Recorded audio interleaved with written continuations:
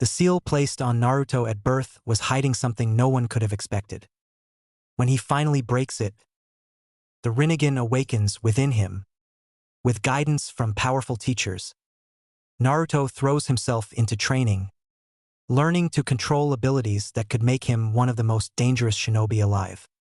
The boy who once struggled to be noticed is about to become impossible to ignore. Chapter 1. Naruto was a blonde-haired boy with a round, boyish face marred by 3 whisker-like markings on each side of his face. He always wore an orange jumpsuit with white, high necks and orange trousers that reached up to the top of his ankles. He would wrap up the bottom of his trousers in ninja wraps to keep it out of anything he might trip on. Evidently, the boy's fashion sense was a living abomination on the face of the planet. Naruto was the boy that was running through the town center, cackling like a mad scientist, with members of the ANBU Black Ops on his tail. His bright clothing, bright hair, and maddening laughter gave the ninja perfect beacons in the crowd to track. Ducking into an alleyway that he knew led to his apartment, he left some of his ready-made traps in his wake as he darted towards his apartment. He was happy with the result of his pranks today, especially so since he had managed to prank the village leader, the Hokage himself. As he ran towards his house, he thought of the perfect crime he just pulled. Flashback. Naruto was forced through the large oak doors of the Hokage's office. He was originally in a good mood to get to see the old man again, but his mood quickly deteriorated upon seeing the glare the Hokage was sending his way, and he was sure that the glare was meant for him, not the ANBU behind him. The Hokage sat behind a large mahogany desk littered with paperwork, quills, pens, pencils, and ink bottles. The room itself was quite large, filled with showcases full of trophies and pictures of old ninja that were honored in the village. One particular picture caught Naruto's attention, despite feeling the Hokage's glare drill a hole through the side of his head. He stared at the happy face of the 4th Hokage, the corners of his lips pulled up in a slight smile, his eyes closed in happiness and his blonde hair billowing softly in the wind. No matter how many times he came into the room, that one picture always managed to catch his attention. Hiruzen Sarutobi cleared his throat to catch Naruto's attention, and it had the desired effect, as he turned from the face of the 4th Hokage, Minato Namikaze, to the face of the 3rd Hokage, Hiruzen Sarutobi. Naruto always thought it was weird, but due to the death of the 4th a few years ago, the 3rd had to come out of retirement to take up the position again. Alright Naruto. 1. What prank did you pull this time? What damages did you cause and to what region? Sarutobi asked. The ANBU moved to answer his questions, but he held up a hand. I want Naruto to answer. No one else interfere. Actually, just leave me alone with the boy. The ANBU members that were in the room, standing behind Naruto and hidden in the shadows to guard the Hokage, left the room in complete silence. Naruto walked up to the old man's desk. Well, GG, too. I didn't actually do anything this time. The ANBU were trailing me for some reason, and they got to me before I started painting the Hokage faces. Naruto replied in all honesty. He didn't do anything this time, so he didn't need to lie to get out of trouble this time. Why would you even think of doing such a thing? The Hokage are respected people in our village. Even you respect them, Naruto. So why would you do such a thing to defile their memory? Sarutobi asked his surrogate grandson. He was surprised to say the least. Everyone in the village respected the Hokage, but in the heart of Naruto, the Hokage held a special place. Because I want to show everyone I will be better than them. I will show them that I can surpass all the Hokages and be the best there is, was Naruto's simple reply. It may not have been logical, but it was a reply nonetheless. Naruto, I can't ignore this. Your everyday pranks I can overlook, but the defilement of a village monument is unacceptable. Naruto slowly paled and started to clam up as he heard his surrogate grandfather speak. He started to think of a diabolical plan to get him out of this situation. I will be asking Irika to oversee your punishment. Every day I want you to dash. But he got no further. Transformation Jutsu. Naruto held his hands in a tiger seal. Immediately, a large amount of smoke poured out of where he stood, and out came a voluptuous, blonde teenage girl with lush curvature. The girl was naked, but smoke covered her privates. As soon as he caught a sight of this, the Hokage shot backwards with his head leading his body. The force of the fountain of blood that was now pouring out of his nose was too much for even the greatest of the village to handle. He watched the old man fall backwards for a second, but he wasted no time. Quick as lightning, Naruto changed back to his normal self, grabbed a jutsu scroll that he had been eyeballing on the Hokage's desk for a while, and jumped out of the open window. Recovering quickly from his plight, he summoned the ANBU that were outside his room. Naruto ran off with one of my jutsu scrolls. I want you to go catch him and bring back the scroll and Naruto, unharmed. Hearing the warning in the Hokage's voice, the ANBU members disappeared from Sarutobi's office, but not before they caught the old man heave an exhausted sigh. As soon as the ANBU left his room, Sarutobi went back to his paperwork. Flashback end. Naruto laughed his happy, carefree laugh as he stepped into his hallway, jutsu scroll in hand. Even he was exhausted from trying to run away from ANBU Black Ops members, as seasoned as he was in the art of evasion. Well, the ANBU were the village's elite and he was a simple academy student running away from them. The dead last of the academy. Putting those sullen thoughts out of his mind, he decided to read the jutsu scroll and see if he could make heads or tails of a few complicated jutsu. As he opened to the contents section, Naruto read the contents of the scroll out loud. Fire style. Eternal black flames. Fire style. Giant phoenix flower. Fire style. Meteor shower. Lightning style. Thunderclap. Illusion style. Soul binding. Sword style. Crescent moon slash. All of those sounded like awesome and complicated jutsu, but what caught his attention was the last two jutsu on the contents page. Uzumaki Sealing Style. Chakra Entrapment. Uzumaki Bloodline. Azure Dragon's Wrath. Note: only for the usage of those with Uzumaki blood from the Uzumaki clan of Yuzushigokure, the village hidden in the tides. Naruto ran his finger over the last two jutsu, thinking of the village and clan he never knew, the kinsmen he had never met, the jutsu he had never learnt, the sense of family and friendship he never had. Running out of the apartment and making for the training grounds, Naruto decided to go train. -6 months later, at the Ninja Academy. It was a pleasantly warm day today, warmer than normal for a winter day in Konoha. The Konoha Ninja Academy was abuzz with life. Students were running around everywhere, trying to revise or practice their jutsu at the last second. Yes, this was the day for their graduation exams. Many of the students were wearing less clothes that day, favoring to wear lighter clothes due to the warmer day. Many were wary, however, and brought heavier clothes along with them. Some left their heavier clothes with their parents in order to pick them up later if they needed them. The parents tried to stay out of the way of the students for the most part. They were starting to form a ring around the academy. Parents weren't allowed to see the actual exams, but they were more than welcome to come and pick up their children, along with their report cards and their exam results. Naruto was one of the few students that felt like he didn't need to practice. The others that weren't practicing weren't doing so because they were confident they would pass. After all, the Konoha Academy exams weren't all that difficult, not compared to other villages. Naruto, however, was not practicing because he knew no matter what he did, he would be failed without question. Of course, there was also no way he was going to be able to pull off half the weak jutsu they were expected to perform. Irika Umino came out of the front entrance of the academy, wearing a normal Chunin uniform. A green, long-sleeve top, a green flak jacket along with green pants. He was wearing his Konoha forehead protector proudly and was one of the few people that understood where forehead protectors were meant to be worn. Konoha ninja had a habit of using their forehead protectors as other weird things. He had a brown clipboard in his hand. All right, all participants of the graduation exam, please follow me. Irika called and all the students, including Naruto, stopped whatever they were doing and started to follow Irika. Irika-sensei, what are we doing for the exams? Sakura called out. She was one of the Sasuke fangirls.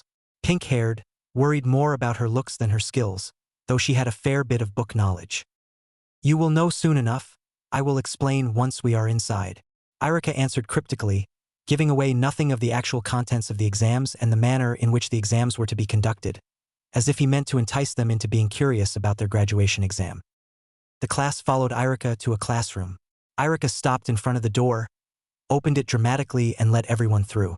As soon as Naruto, the last student in the line, went through the door, Irika went in and locked the door behind him.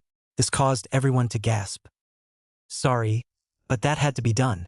We don't want any outside interference while the exams are in progress. Irika explained, trying to pacify those that were easily riled, and succeeding easily. Okay, sorry to keep you all waiting. Please take a seat according to where your names are posted on the seats. Everyone followed the instruction without a fuss. Naruto ended up sat sandwiched between Sakura, the crush of his short life, and Sasuke, his eternal arch-nemesis. He didn't know whether to be happy about sitting next to Sakura or angry about sitting next to Sasuke, so he decided to shut up and be neither. First of all, I will explain the first part of the exam. To those that are wondering, there are 5 parts in total within the exam. Some people looked at Irika weirdly at this. They grew up hearing about the 4 parts to the exam, but what was this 5th part Irika was speaking of? Many of you look confused as to what the 5th part may be. Well, I will explain. The first part of the exam is a written test. At this, everyone, bar Sasuke, who was too cool and emo, and Sakura, too intelligent and loving of written tests, groaned their displeasure. Irika ignored the moans and groans and forged ahead. The second part of the test will be a genjutsu test. The third part will be taijutsu and the fourth part will be ninjutsu. These are all common tests that you all know about and have learned about when your parents told you about the exams. The 5th part is a new test that the Hokage himself has felt necessary to introduce. It will be a free test. What do you mean, a free test? Surprisingly enough, it was the class cool boy Sasuke that spoke up. He never liked the unknown and had a near-phobic fear of it. Meaning you are free to do whatever you want to impress the judges. Each judge will give you a mark out of 1,000 based on how you execute whatever you were doing, including style points and the power of your technique. One of the judges will be the Hokage himself, Irika said proudly, looking at the odd faces of the students. He handed out the papers for the written test and they begun. TT. Everyone had finished the first 4 parts of their exams, and now they were waiting in line for the final part that would make or break their futures. Naruto knew he had done well in every part of the exam, other than maybe the written test and the final jutsu of the ninjutsu test, the clone jutsu, but other than that, he was sure he was going to pass. This free test, this was his chance to shine. Each student was called out in alphabetical order, according to their last names. Many did their clan's signature jutsu and executed them well. Many showed off their traps and survival skills. However, nobody got a score in the 900s out of a single judge, and more people got a score in the 700s than not. Some even got a score in the 600s. The students were allowed to watch as each of their peers was called out to the training ground in front of the 2 village elders and the Hokage, and they performed their techniques. All the materials they needed were provided by the examiners. The students watched in silent anticipation as the Rookie of the Year favorite, Sasuke Uchiha, was called out to the field. Uchiha, Sasuke, Irika called, watching as Sasuke made his way to the center. Sasuke walked out with a grim face of determination. He asked for a simple wooden dummy and prepared to show off his best jutsu. Slowly going through a few seals, he finished on a tiger seal. Fire style, fireball jutsu, Sasuke called, jumping in the air. Taking a deep breath, he blew out a medium-sized ball of fire, aiming at the training tummy. As the fire engulfed the dummy, it slowly died out. There was nothing left of the dummy but a stump that was burnt to a crisp. 892, 899, 912. Sasuke walked out of the clearing with an arrogant smirk on his face, having gotten the highest score of the day, as the Chunin cleared up the field behind him. Uzumaki Naruto, Irika called. The students almost broke out in mirthful laughter as Naruto walked with a passive face. He saw the display Sasuke had put on show, he saw how high the bar was, but he knew he could do better. He had jutsu that were far more powerful than a simple ball of fire. Well, Naruto, what do you need for your technique? Irika asked impatiently, while silently wondering whether Naruto planned to do anything decent. Would it be possible for me to showcase too? I would show more of my arsenal, but I only have enough chakra to do only 2 of these at a time. Naruto replied. The Hokage looked at him, grim-faced. Naruto, if you can't do more than 2 of them, then I suggest you only do 1 of them. There is no need for you to go to the hospital with chakra exhaustion at your age, and for something so simple as the graduation exam. The Hokage warned. Naruto nodded his understanding. I will take a katana and a 7-foot-tall cylindrical piece of metal with a diameter of 1 meter. Many eyed him suspiciously. What is he trying to pull? There is no way someone like him can cut through a piece of metal that thick. Heck, even I can't, Sasuke thought in astonishment. Despite his thoughts, he sensed there was something going on. No way, Naruto Baka cut through a piece of metal? There's no way anyone but my Sasuke-kun that can do that. Sakura shouted out loud, ignoring the looks of annoyance from the males and the looks of agreement from the females. Naruto ignored everyone and everything around him as he took the katana in his hand and put it on his hip. Ever so slowly, he began to draw the sword in a majestic arc, while he chanted what sounded like a poem. Azure flames freeze, and azure flames blaze. Azure phoenix cry, and azure phoenix smile. Azure dragon sing, and azure dragon wail. Slowly, as soon as the tip of the blade seemed to have left the sheath, he started to sheathe the sword again. See, all he did was chant a poem, Sakura shouted while others also shouted in agreement. Nobody caught the hundreds of slashes that went into the metal post. Even the Hokage only saw blurs that looked remotely akin to slashing. With an audible clunk, the sword was replaced in the sheath. The chunk of metal exploded in azure flames outlined in black.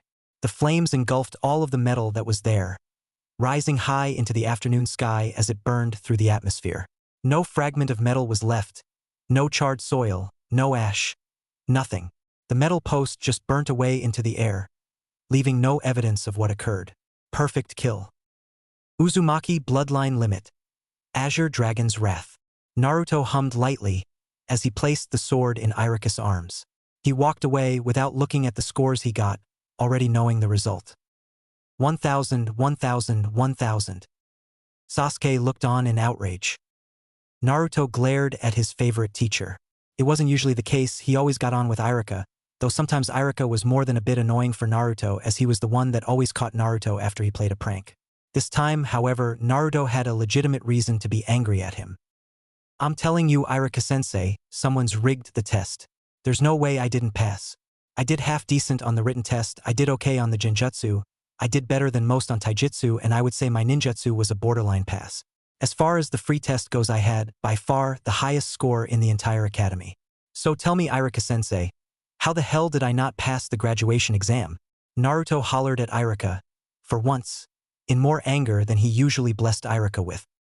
Naruto, I can see that there is no reason for you to not have passed your exam. In fact, in my opinion, you should have passed with flying colors and praise. But it's not my opinion that counts here. I can't do anything about the marks you were given by the markers. It isn't my place to argue.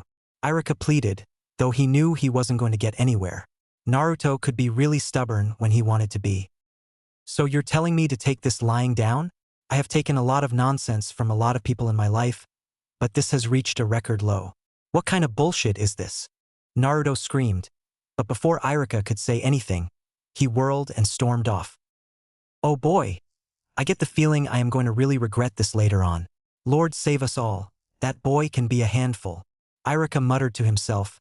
Before returning to marking the papers he was set to mark for the younger students in the academy. Outside, Naruto found a familiar face waiting for him, leaning against the column that supported the roof. Seeing Naruto approach, he too came towards him. Dobe, I need to talk to you. Come with me for a bit, Sasuke commanded, not bothering with a greeting, or asking whether the other boy had time on his hand or not. Not now, team, I have things I need to take care of.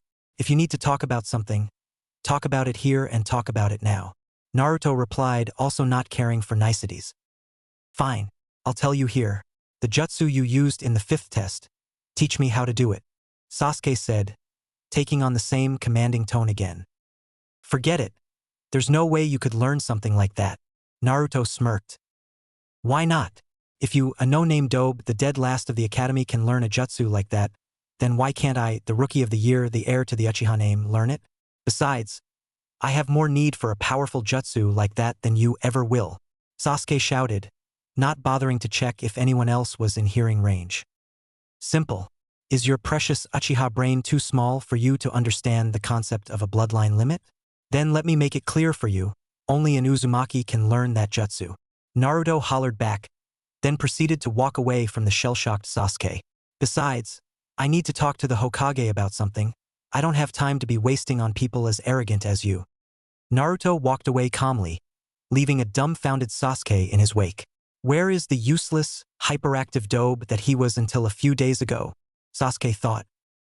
TT. Naruto was currently talking to Mizuki, one of the Chunin that was a teacher at the academy. He wasn't aware, as of yet, why Mizuki wanted to talk to Naruto, but he said he wanted to discuss something important. Had it been someone other than one of his teachers, Naruto would have flipped him off and walked away. But alas, it was one of his teachers and he was forced to listen to him. Naruto, I'm sorry you didn't pass the graduation exam. I was one of the people that was in favor of passing you along with Irika, but the other teachers were for some reason completely and utterly against letting you pass.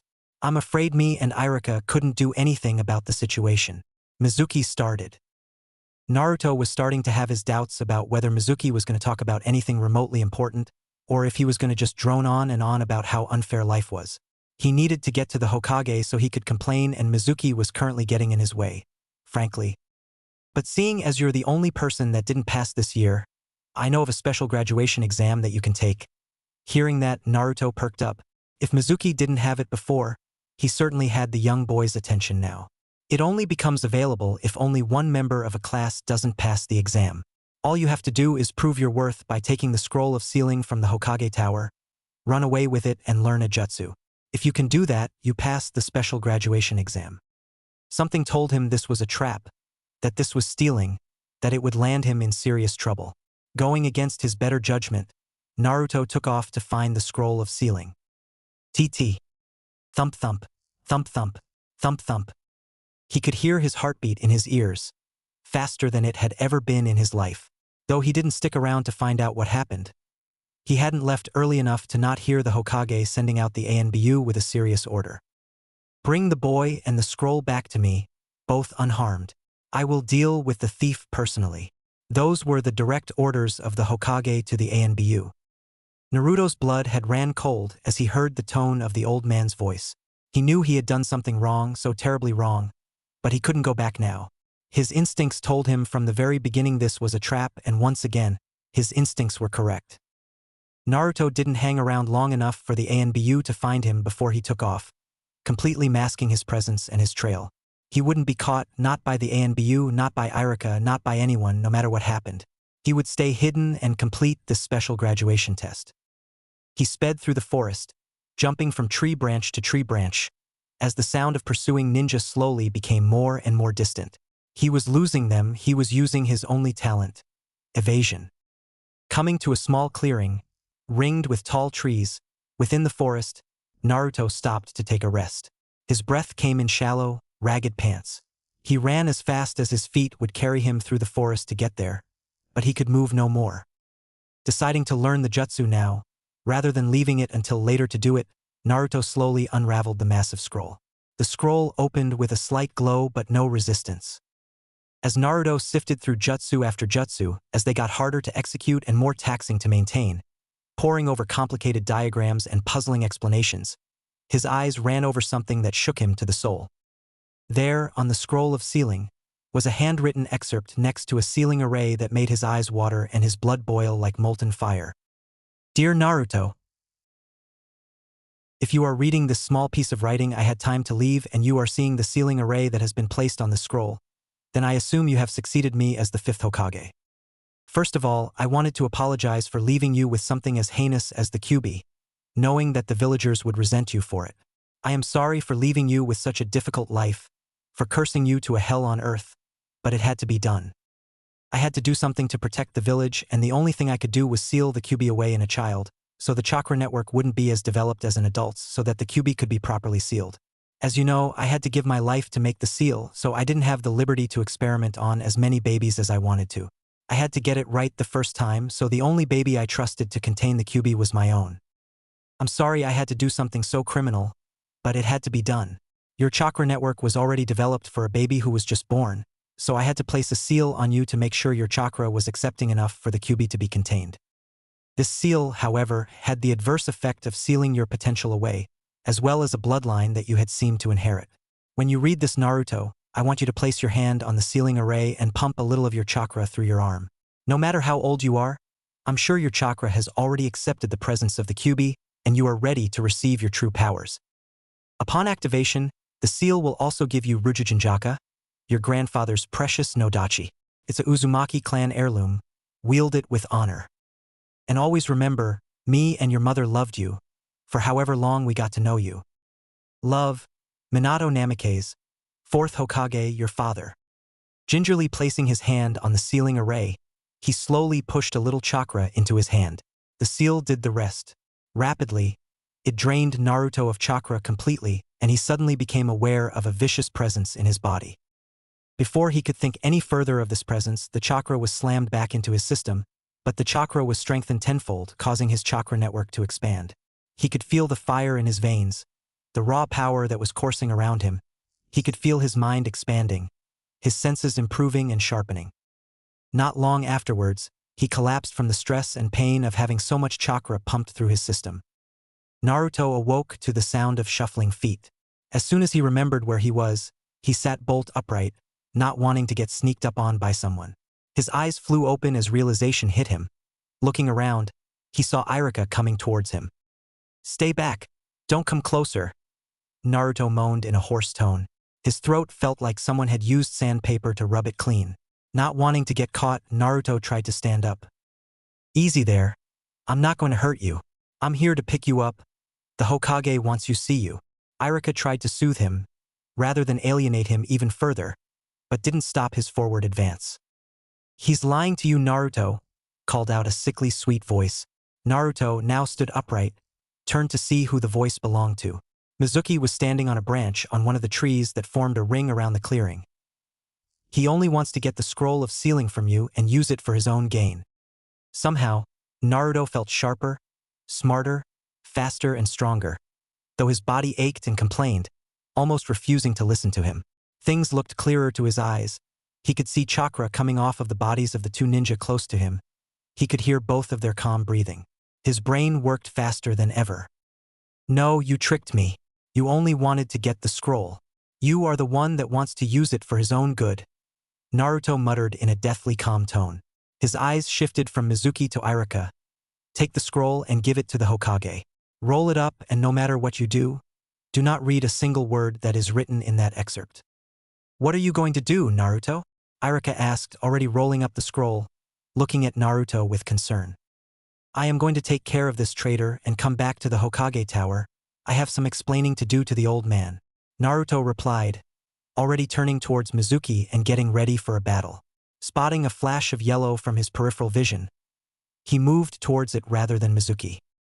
"You may be the demon," Mizuki started, only for Irika to interrupt. "No, stop, Mizuki. It's forbidden," Irika screamed, cutting off what Mizuki was going to say. "Why not? He would learn about it someday, that he is the reincarnation of a demon." For the second time in less than a minute, Mizuki was interrupted. "Save your breath. I already know I was the one who the fourth Hokage sealed the QB in. There is nothing surprising about it, considering the treatment I received from the village." Naruto sighed slowly. He had picked up a nodachi from the floor. It had appeared there once the seal was removed, as his father had promised. A black lacquered nodachi patterned with azure flames. The hilt was a simple white, the pommel a stark silver. The sword was simple, but even an amateur could see the craftsmanship behind in the sword. It exuded power and menace. Irika gasped upon hearing Naruto say this, while Mizuki only sighed. Irika opened his mouth, then closed it, only to open it again. "Forget it, Irika-sensei, just go, I don't mind one bit. I'm going to quickly finish off this moron and come to catch up with you." Naruto was getting tired of waiting. "Well then, demon, how do you plan to beat me, a chunin, in that crumpled humanoid form of yours?" Mizuki screamed, convinced that Naruto was the QB and not Naruto himself, and pulled out a Fuma shuriken. "Simple. One move, that's all I need," Naruto said, implying just how much stronger he was than a normal chunin. Azure flames freeze. And azure flames blaze. Azure phoenix cry. And azure phoenix smile. Azure dragon sing. And azure dragon wail. Suddenly, Naruto wasn't in front of him anymore. One moment he was there holding onto the nodachi, while the next he was gone, vanished into thin air. Something was burning, he could smell it. It was something alive, fleshy. It smelled like burning meat. With horror, he realized what was happening. He screamed as pain overtook his mind and his body started to burn away. Standing on a branch a few trees behind where Mizuki was previously standing, Naruto muttered, "Uzumaki bloodline limit. Azure Dragon's Wrath." Naruto was happy with this new katana. It seemed to be attuned to the azure flames. He wasn't, however, happy with the way his body had reacted when he had used chakra. His chakra network burned, as if it was still recovering from the strain of the seal that had just been recently removed. I really like this jutsu, burning away the target until even the atoms don't remain. The heat that it gives off is ridiculous, but so is the amount of chakra that it consumes. Whoever invented this jutsu is a genius, combining space-time ninjutsu with fire and wind manipulation and then outputting it through the sword. Took me 5 months of constant chakra exhaustion to even get this jutsu to a point where it can be used. I still need to master it though. Naruto's thoughts ran rampant as he sped through the forest to catch up to Irika. TT. Naruto awoke to a smell of disinfectant, sight of white sheets and curtain, and the sound of a whispered conversation. He wasn't aware of where he was or what had happened after he killed Mizuki. Where am I? Naruto thought. I'm telling you, Hiruzen, there is no need to put the genin back into the academy just because of one measly dead last. Danzo whispered to Sarutobi, trying not to wake the already awake Naruto. What's going on? Where am I? Naruto questioned, cutting into the conversation that the older males were having. He wasn't aware of it just yet, but they were talking about him. Narabu, good to see you awake. You are in the hospital. I admitted you here because of chakra exhaustion and some minor damage to your chakra network. How are you feeling? Sarutobi asked the boy kindly, not giving him any clues as to what the prior conversion was concerning. I feel fine, just a bit sore, hungry, and most of all thirsty. However, all things considered, I feel perfectly fine. How long has it been since my admission? To say Sarutobi and Danzo were surprised was an understatement. Overnight, the boy's tone of voice had changed, along with his speech pattern. No longer did he speak in a friendly, bright voice.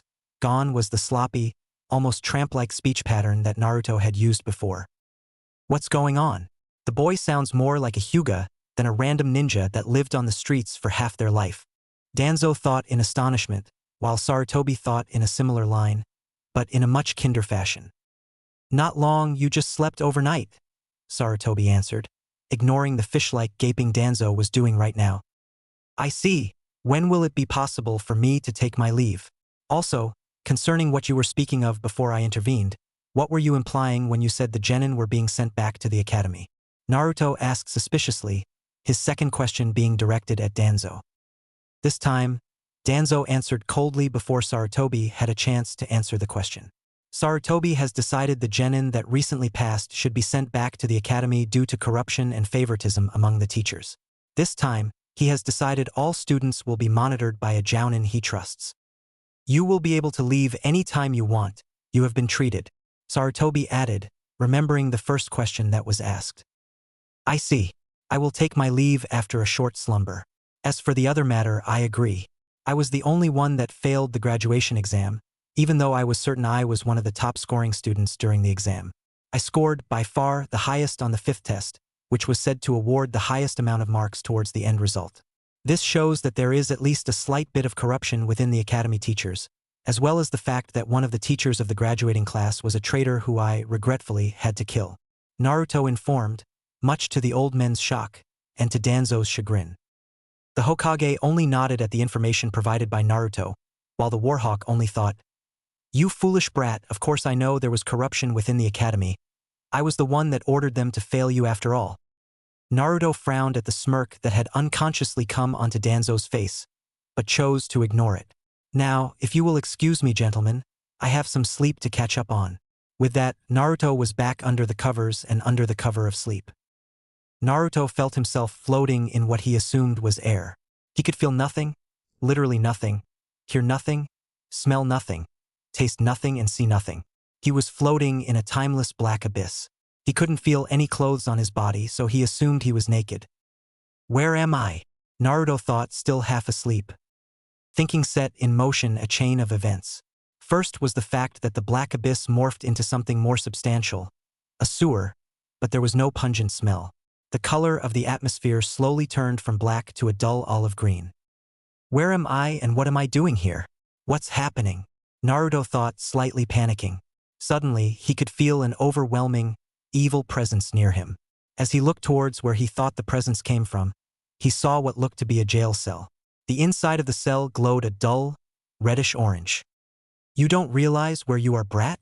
A deep, gravelly voice seemed to call from the depths of the cell, The voice shook him to the core of his very being. You don't recognize who I am? Something told Naruto he should be scared of what this thing was. He still didn't understand where he was or how he had got there, but this thing made him forget all of those worries and focus on it. He didn't know if he should actually be scared of the thing, seeing as it was behind bars, but he decided to be wary. Who? What are you? Naruto called, not wanting to speak too much, lest he speak out of line and anger whatever it was that was behind bars. I am the nine-tailed demon fox, brat. Your tenant, as you might know. The fox came in full view of Naruto now, his demonic coat glowing with power, his slitted eyes blazing. His entire gigantic form exuded menace, rage, greed, and all things negative in the world. Seeing the fox this close, Naruto wanted to run and hide like a little child. So, what do you want with me? Why did you bring me here? Well, I assume it was you that brought me here. Naruto fought the urge to run. He knew running would do him no good here. If the fox wanted to, he could come after Naruto and destroy him within a second. I wanted to speak with you, brat. It seems the time has come for us to make a pact, so as to not get in each other's way. Kyuubi said, though in his mind he was thinking down a different line. Of course I want to make a pact with you.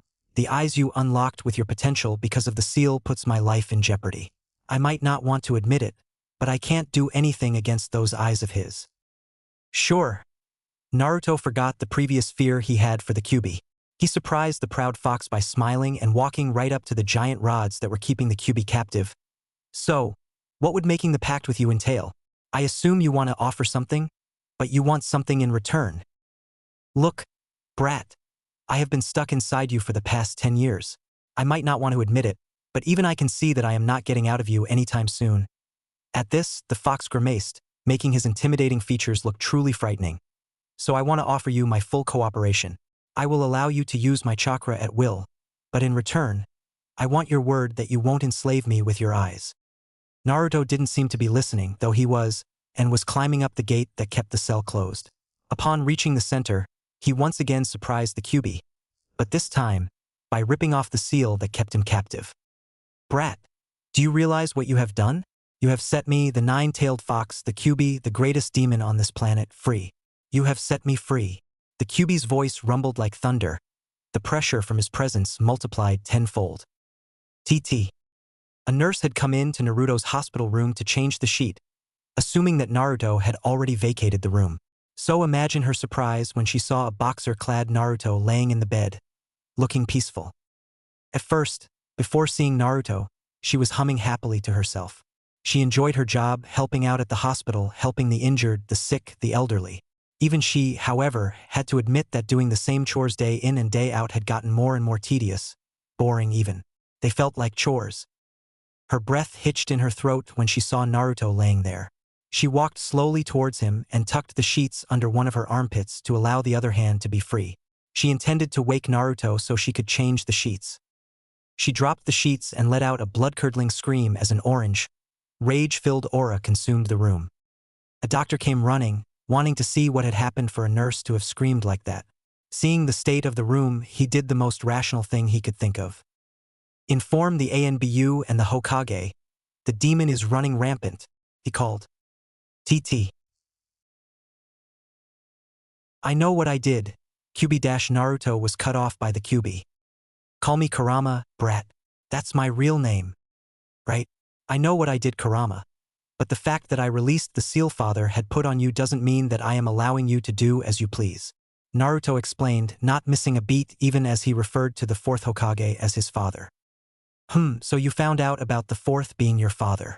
I won't lie to you, brat. Even I held that man in great respect. At this, Kurama's eyes glazed over as if reminiscing about the past. But what do you mean, you won't allow me to run rampant? Let me clarify, brat. You set me free. Keep your hair on, sheesh. What I am doing is not allowing you to run about and do as you please, but offering you an extension to our pact. As he said this, Kurama's eyes lit up as if intrigued. I will allow you to live outside of this horrid place. Maybe even allow you to come out from time to time, but you must promise me your complete allegiance. I expect you to listen to every word I say and never, and I mean never, attack the village or attempt to take over my conscience. Kurama contemplated his words for a bit, thinking it over and tossing it around in his mind. He seemed interested in the deal. On one hand, I can't do absolutely anything I want, but in exchange I would be as close to freedom as I could hope for. In essence, this is offering me good living conditions and a will of my own. Well, what do you think? Want to take me up on my offer? Naruto was never known for his patience, and even after removing the seal, his lack of patience showed no sign of improving. I will take you up on your offer, brat. It's the best living conditions I have ever had within a Jinchuriki. Somehow, Kurama's tone of voice sounded lighter, as if he wasn't trying to kill everything in the general vicinity with just his voice anymore. Thanks, Kurama. Naruto smiled, and his smile got even wider when something clicked into place in his mind. I will never be alone and familyless while you're still here. What are you trying to say, brat? Kurama had an inkling as to what his container was saying, but he did not want to jump to any conclusions. After all, the idea of a human being calling a great demon such as he a part of their family? Utterly ludicrous. Well, think about it. Throughout my entire life, you were the only thing that was constantly there. It's like you're trying to fill up the void left behind by my parents. After all this, I think it would be an insult to not at least consider you a friend, if not family. Naruto said, his smile set perfectly in place. For the first time in his long and arduous life, and not for the last, Kurama smiled. Not one of his menacing, I am about to demolish your life smiles, but one of his, I am actually really happy smiles. As what could only be interpreted as an affectionate gesture from the fox, he placed his right forepaw on Naruto's head, simulating a fatherly pat. Your parents would be proud of you, brat. Even after all this, he still called him a brat. Naruto, wake up. Hiruzen was shaking Naruto by his shoulders, attempting to wake the small, blonde boy. Naruto was sweating profusely, his small frame shaking violently without the Hokage having anything to do with it. Whatever was happening to Naruto, it was scaring the third, and he wanted the boy awake as soon as possible. Slowly, Naruto's eyes fluttered open slightly. He felt something on his shoulders, and he was wondering what it could be. Ignoring the old man shaking him, he sat upright and rubbed his temples. Naruto, you okay? You were shaking like a leaf and leaking chakra. You really scared me for a bit. Sarutobi half shouted, half spoke. He was shaken up and most of all, worried about Naruto and his seal's condition. It took Naruto a few precious seconds for him to get his bearings and drape his legs over the edge of the hospital bed. Precious seconds that the old man spent worrying about him. Don't worry, Gigi. Everything is fine, but I think you would want to know about what happened while I was asleep, Naruto said, at which Sarutobi arched a perfectly groomed eyebrow. It's quite important to my status as a ninja and whether you want to still let me pass through the academy. Why wouldn't I want to let you through the academy? Naruto, don't tell me you did something stupid. Sarutobi trailed off, waiting for Naruto to answer with patience that could only be accumulated through the endless years Sarutobi spent as a ninja. Naruto shook his head. I can't tell you here, not while anyone could walk in on us. As if to prove his point, a nurse walked into the room with new sheets. Not the same nurse as before, that one was still recovering from what she saw earlier. Does this have something to do with Naruto leaking the Kyuubi's chakra earlier? Fine. Meet me in my office in an hour or so, but first go to your apartment and get cleaned up. With that, he vanished in a swirl of leaves. I believe all my belongings have been taken care of? At this, the nurse only nodded a silent head. Good. Then I believe the time for me to take my leave is long overdue. He too vanished in a swirl of leaves. Naruto walked into his apartment to find the messy flat completely clean and void of any mess. Strange, my house is always messy, regardless of how careful I am. Naruto thought in confusion. He had more than a reason to be confused. His apartment never stayed clean for more than an hour, even after he cleaned. Naruto was immediately on high alert. Years of beatings, torture, evasion, and stalking the streets at night for supplies had driven home one thing into his young mind. Caution. Even when entering the apartment, he had made no noise. His presence gave nothing away, not a sound, not a smell. He had learnt long ago how to mask that using chakra. Several run-ins with the Inuzuka clan had taught him the importance of masking the latter. Taking no risks, Naruto prepared 2 chakra entrapment seals, one in each hand, and started walking towards the living room. This time too, he walked through the door without a single squeak, without a single noise. At this point in time, even though he was young of age and shallow of heart, he was a master of stealth. No matter what the villagers said or did to the young boy, No one could deny it. Right now, Naruto was using every single ounce of those skills in stealth to keep himself hidden, lest he run into something unpleasant. He had no idea just how unpleasant his discovery could have been, if only his discoveries had nothing but good intentions towards him. There, sitting on his old and ragged couch were two men, well, that's what Naruto assumed they were. One was taller than the other by quite a fair margin, and they both slumped backward as if asleep. They were wearing long black cloaks adorned with red clouds. Simple hats made of straw covered their heads. Naruto had heard about this legendary criminals. He had seen them in the bingo books that he stole from the trash cans. Akatsuki. Naruto's mind froze, literally froze. No thought went through him for a while. He just silently stood there with the seals still active on his hands. He couldn't comprehend what someone along the lines of members of Akatsuki would be doing here. Almost as soon as his mind froze, however, his mind started going into overdrive. All his senses suddenly sharpened, his eyes started consuming chakra, but in turn, his vision got a lot better. He seemed to be able to see the chakra in the two relaxed figures on his couch, and he was scared.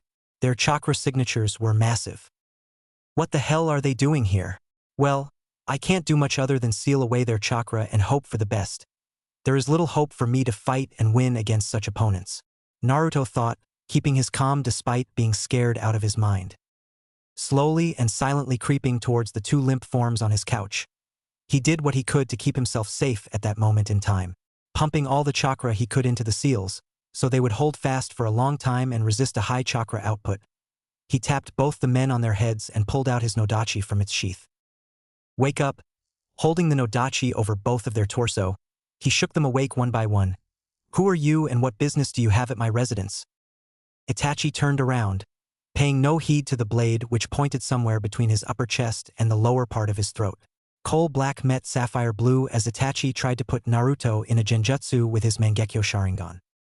A shocked expression flitted momentarily across his face, before his face returned to the old stoic mask. Kisame was watching the exchange with a bored look, still trying to figure out just why he couldn't channel any chakra through his body. Uzumaki-san, please lower your blade and sit with us. We have much to discuss. Itachi's voice was a lot lower than he thought it would be, seeing as the man had less than masculine features, by his opinion. He was expecting something higher and more feminine.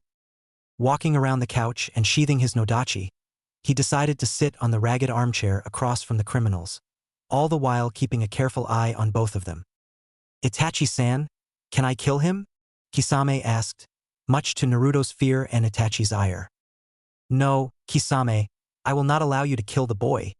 This relieved Naruto somewhat, until Itachi turned to him. Tell me, Uzumaki-san, why are we not capable of using chakra at this moment? I placed a seal on both of your heads.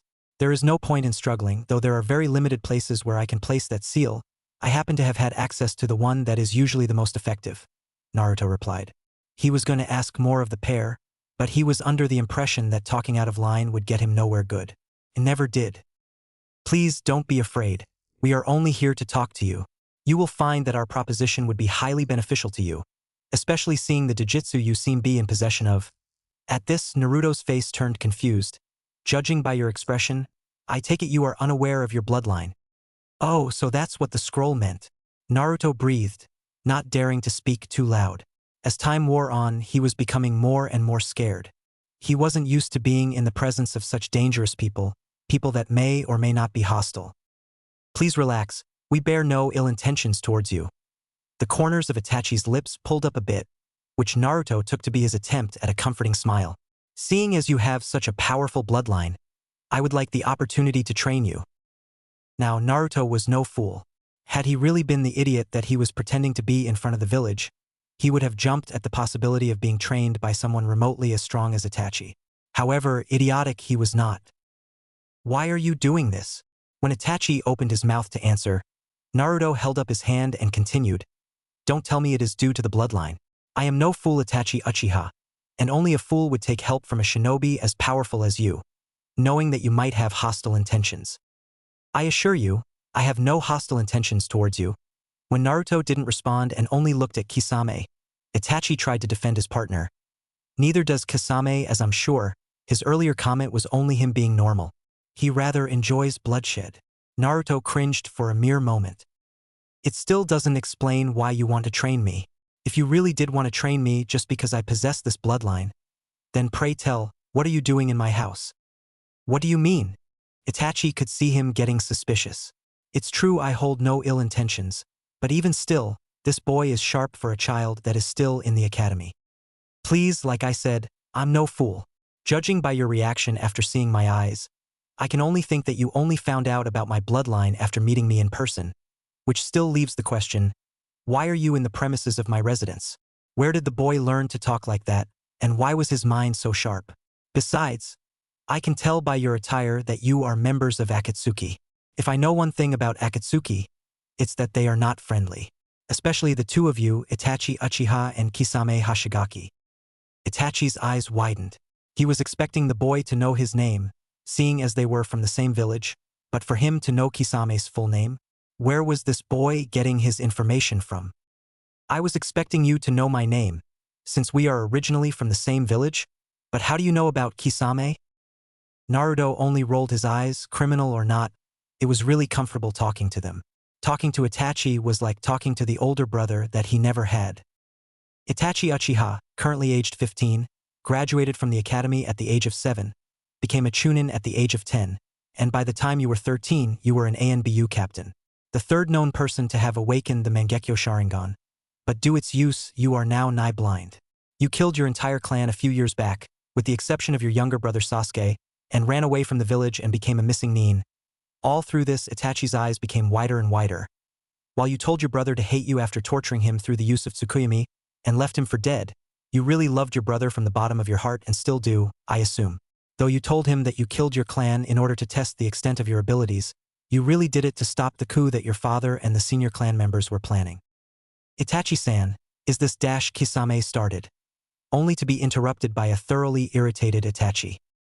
Be quiet for a second, Kisame. Slowly, Itachi turned to Naruto.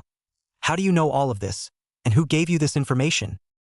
Naruto decided to ignore the outburst from the otherwise calm man, and continue with his barrage of information. Though the Hokage was unaware, you were under the orders of Danzo Shimura. You were given a choice between dying with your clan, while the village took damages in order to completely annihilate the Uchiha clan, or you simply killed the Uchiha yourself and saved your little brother who was innocent but becoming a missing nin in the process. You, being the traumatized pacifist you were, obviously chose the second option for the betterment of the village. He looked into Itachi's eyes, daring him to contradict. While this was happening, you met up with Madara Uchiha, who would have attacked the village, but you pacified him through offering to eliminate the Uchiha clan for his revenge. Did I get any of that wrong? Itachi only gaped for a few minutes.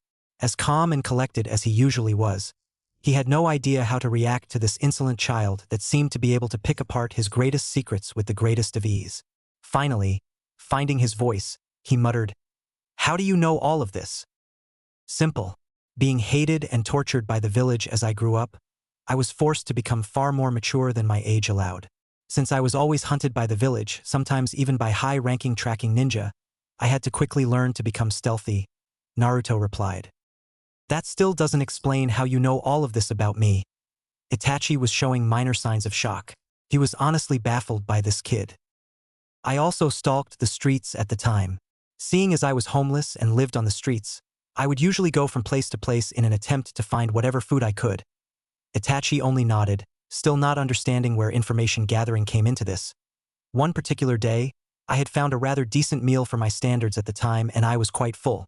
I happened to have found the meal in one of the trash cans in the Uchiha compound and coincidentally overheard your father's plans about the coup.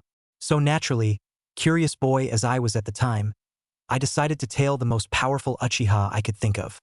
Itachi looked at him like he was crazy. You tailed me for 3 days without me noticing anything? Impossible. You may have learnt some stealth, but staying hidden from me for that long is laughable. Itachi sounded calm for someone so full of rage and turmoil. If there is one this I learnt about stealth, it's that the best way to hide is in plain sight. I transformed myself into a fly and hid in your hair for 3 whole days. Kisame looked skeptical while Itachi's face finally morphed into one of understanding. It was hard going without food and water for 3 days, but that's only for a normal person. It was a piece of cake for me. So that fly was you. I always thought that it was too persistent to be a normal fly, but I never acted upon the notion. I was quite tense due to the circumstances at the time. Itachi got up and gave him a pat on the head, before sitting back down. You are quite well informed about me considering you are still in the academy. So you have no information on me? Kisame whined. He almost sounded like a petulant child. Nothing on you, Kisame Hashigaki, other than the fact that you are an SS-ranked missing nin from the village hidden in the mist, were formerly one of the 7 swordsmen of the mist and are the Wilder of Sadanaga, a chakra-consuming blade that looks more like a barbarian's club. You are also famed to have chakra reserves comparable to that of the Nibi, the 2-tailed beast. Naruto droned. Wow, for someone that says you don't have any information on me, you sure know a lot, Kisame muttered, disappointed that he wasn't as unknown to the blonde library as he once thought. Tell me, kid, where did you get the dirt on me? A bingo book I found in a trash can once. I still have it. It was one of the ones that included all the known criminals with all the known information on them, going from D rank all the way up to SS. I can only think it was for someone from ANBU Black Ops or an elite jounin. Explains things. Itachi rejoined the conversation. So, are you ready to accept my reasoning? Right now? No. You still haven't told me why you are in my house. Itachi let out a tired sigh. Well, you were right. We were formerly members of Akatsuki, though the reason for us being here is that we have since left the organization. The man that was running everything calls himself a god, and expects all of us to kneel to him. We are powerful ninja, all of us, and that doesn't sit well with us. So we decided to leave. Explains why you are here at the most. Why do you want to train me? Naruto asked, his ever-suspicious glare in place. At this point in time, Itachi had resigned himself. This boy is too smart, way too smart to be the dobe of the academy.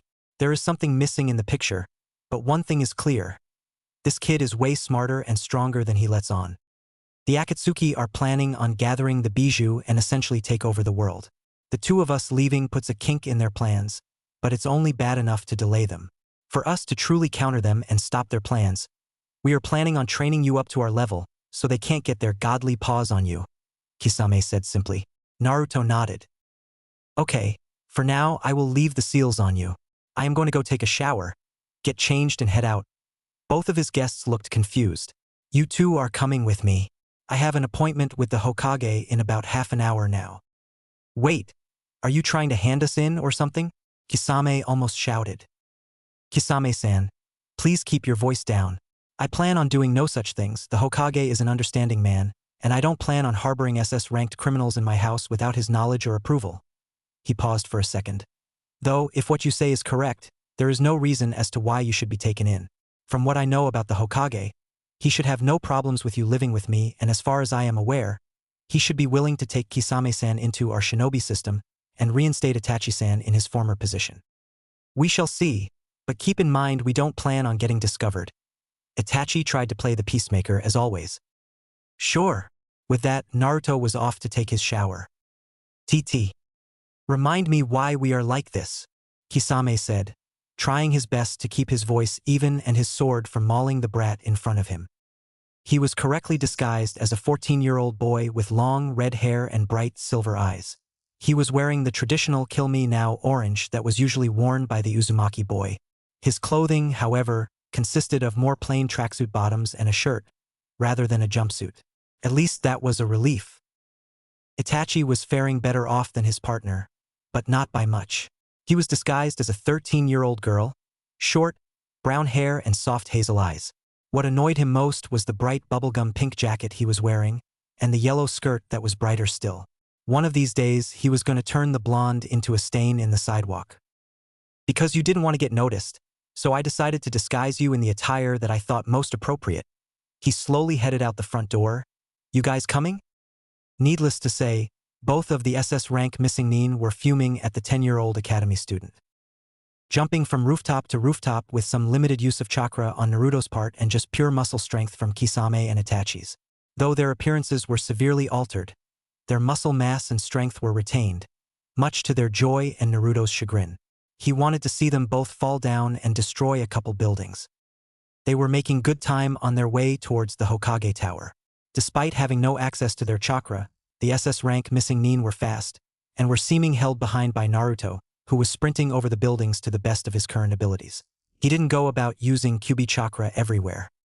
Kisame-san, are you still annoyed about these transformations?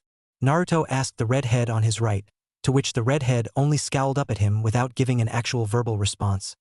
I'll take that as a yes. So, what do we do once we get to the Hokage? I assume you have a plan. Itachi, the brown-haired girl on his left, asked. He was anxious, to say the least, to meet the Hokage again. He hadn't exactly left on friendly terms with the old man. I have a meeting with the old man. Once I get through with that, I plan on springing that fact about you too. Naruto seemed to think for a bit. But I don't know if you will be allowed to stay for the meeting though. It might include some sensitive information. That's fine. We respect the village's need for secrecy. We will sit it out if we need to, Itachi replied.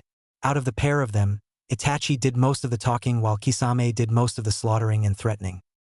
They traveled in silence for a while. Naruto didn't have the liberty to choose where he lived, so his apartment was quite far away from the Hokage Tower. Even via rooftops, it took a while for them to make the journey. Naruto was the first to break the silence. Out of curiosity, why were you guys sleeping on my couch? Seeing as you have been fugitives for so long, wouldn't one expect you to be on high alert at all times? We traveled for a few days without rest. We were planning on just waiting up for you, but since you took so long, we ended up falling asleep. This time, it was Kisame that decided to answer. Surprisingly, his answer didn't involve murder. The fact that the couch was comfortable helps too. Naruto's only reaction to this was a prompt sweat drop that he soon wiped off.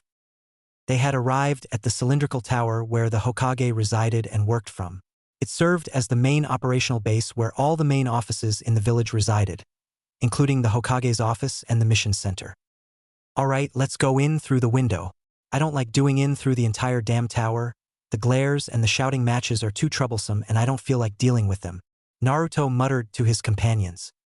Walking up the side of the building with the use of chakra, Naruto didn't notice that the other two didn't follow him. Walking up to the Hokage's window, he perched on the windowsill and looked down, seeing the two's predicament. I guess you guys can wait out here. I'll talk for you guys. That might be better to calm the old man's nerves. The two simply nodded up at him. Going in through the window, he found the Hokage deep in conversation with what looked to be a jounin with a navy blue face mask that covered most of his face up to the bridge of his nose. His Hittite was slightly crooked, covering his left eye. Kakashi, it's about time you returned to full duty. I needed some reinforcements to my ranks soon. Someone as skilled as you would be a great help. Just then Naruto decided it was the perfect time to drop in and interrupt the party. You wanted to see me, Gigi? Naruto asked, ignoring the Cyclopean ninja for now. Yes, Naruto. Give me a moment. Sarutobi turned towards Kakashi. Go to the mission center. I have a mission ready for you. Kakashi silently nodded and shunshined straight out of the chair. Naruto walked around the Hokage and sat on the chair that his senior previously occupied. The mood instantly turned somber as the gravity of the situation caught up with Naruto. Well, first of all, I got a report saying that you were leaking Kyuubi's chakra in the hospital. Tell me, Naruto, what was that about? The Hokage asked. Naruto sighed and proceeded to relay the story of what happened with Kurama. Needless to say, Hiruzen Sarutobi was shocked beyond his ancient years. To think that the Kyuubi, the great demon lord, would take a liking to the boy and actually strike a bargain with him. It was a ridiculous idea. As Naruto relayed more and more of the story, the old man's reactions started to become more and more pronounced. Starting with wide eyes, he quickly moved on to sweating, then shaking and beyond. Though, to his credit, he managed to not wet or soil himself. So let me get this straight, Naruto. You basically released the seal that cost us the life of our greatest hero. The fourth Hokage, your father. Oops, Sarutobi quickly went silent. He was scared of what Naruto's reaction may be to finding out that it was his father that condemned him to a life in hell. It's fine, Gigi. I already know about Minato Namikaze being my father, though I am still curious to this time about who my mother was. Father made some references to my mother, though he never mentioned her name outright. Right, you will have to tell me the story of how you found out about that at a later date. But anyhow, back to topic. You basically wasted his sacrifice and set the Kyuubi free, and then struck a bargain with him that he may or may not respect. He sounded more incredulous than shocked. He learned from years of experience that Naruto wasn't the most predictable person in the world. Quite accurate. You shock me to no end. That isn't the end of it, I believe. Would you like me to introduce my guests in person, or would you rather have me talk on their behalf? The Hokage's eyes narrowed in suspicion. There was no way this child was going to surprise him any more than he had already done on this night. I think I would rather meet them. Very well. Naruto's voice was barely above a whisper, hardly audible to Sarutobi's sold ears. Naruto stood up and walked around to the window. Not sparing the old man another glance, he jumped straight out of it. Itachi and Kisame looked up to see Naruto walking towards them. Wordlessly, he grabbed both of them around the back of the collar and walked back up to the Hokage's office. Neither of the missing nin voiced their opinions on Naruto's mode of transport, deciding to keep it to themselves. Well, Naruto, I see nothing that could shock me so far. Naruto decided to take his spot on the chair once again before responding, setting his guests on the chairs that were beside him. Oh, that's due to the fact that they are under the effect of my transformation jutsu. Looking towards his companions, he raised his hand in half a seal. Release! Both of their transformations went up in a poof of smoke. Once the smoke had cleared, both had returned to their original appearance, though Kisame was missing his dear great sword, Samahata. Noticing Itachi and remembering the identity of Kisame from a bingo book, Sarutobi only pointed and sputtered. Shock was written all over his face, his eyes wide and his mouth opening and closing in a good imitation of a fish. What are you doing here? Sarutobi roared, though he controlled his voice so that nobody outside his office would become suspicious. The last thing he needed was to have some civilian clerk coming into his office to see either of these two men. Naruto and Kisame looked towards Itachi, as if expecting him to answer. The usually calm man looked slightly flustered, though he still explained about their sudden appearance in his village. Basically, up until now we were part of a secret organization called Akatsuki. The person that leads the group calls himself a god and expects all of us to bow down to him. The two of us decided to leave the group, seeing as it didn't sit well with us. Itachi took in a breath before he started explaining about their plans. Akatsuki planned to capture the bijou and eventually take over the world. The two of us leaving stalled their plans, but it's not a permanent solution. To resolve the issue permanently, we came here to train Naruto, the Kyuubi's Jinchuriki, in an attempt to permanently thwart their plans. What was your reason for coming here to train Naruto? Why not one of the other Jinchuriki? Sarutobi asked. Though the man had calmed down somewhat and was no longer roaring, he was still suspicious. Why wouldn't he be? He was sitting in front of men that could destroy nations if they so wished. There are several reasons. Naruto is the carrier of the strongest of the bijou. I am originally from this village. This village is the most accepting and has the most understanding leader. Itachi was done explaining to the old man, and now moved on to his requests.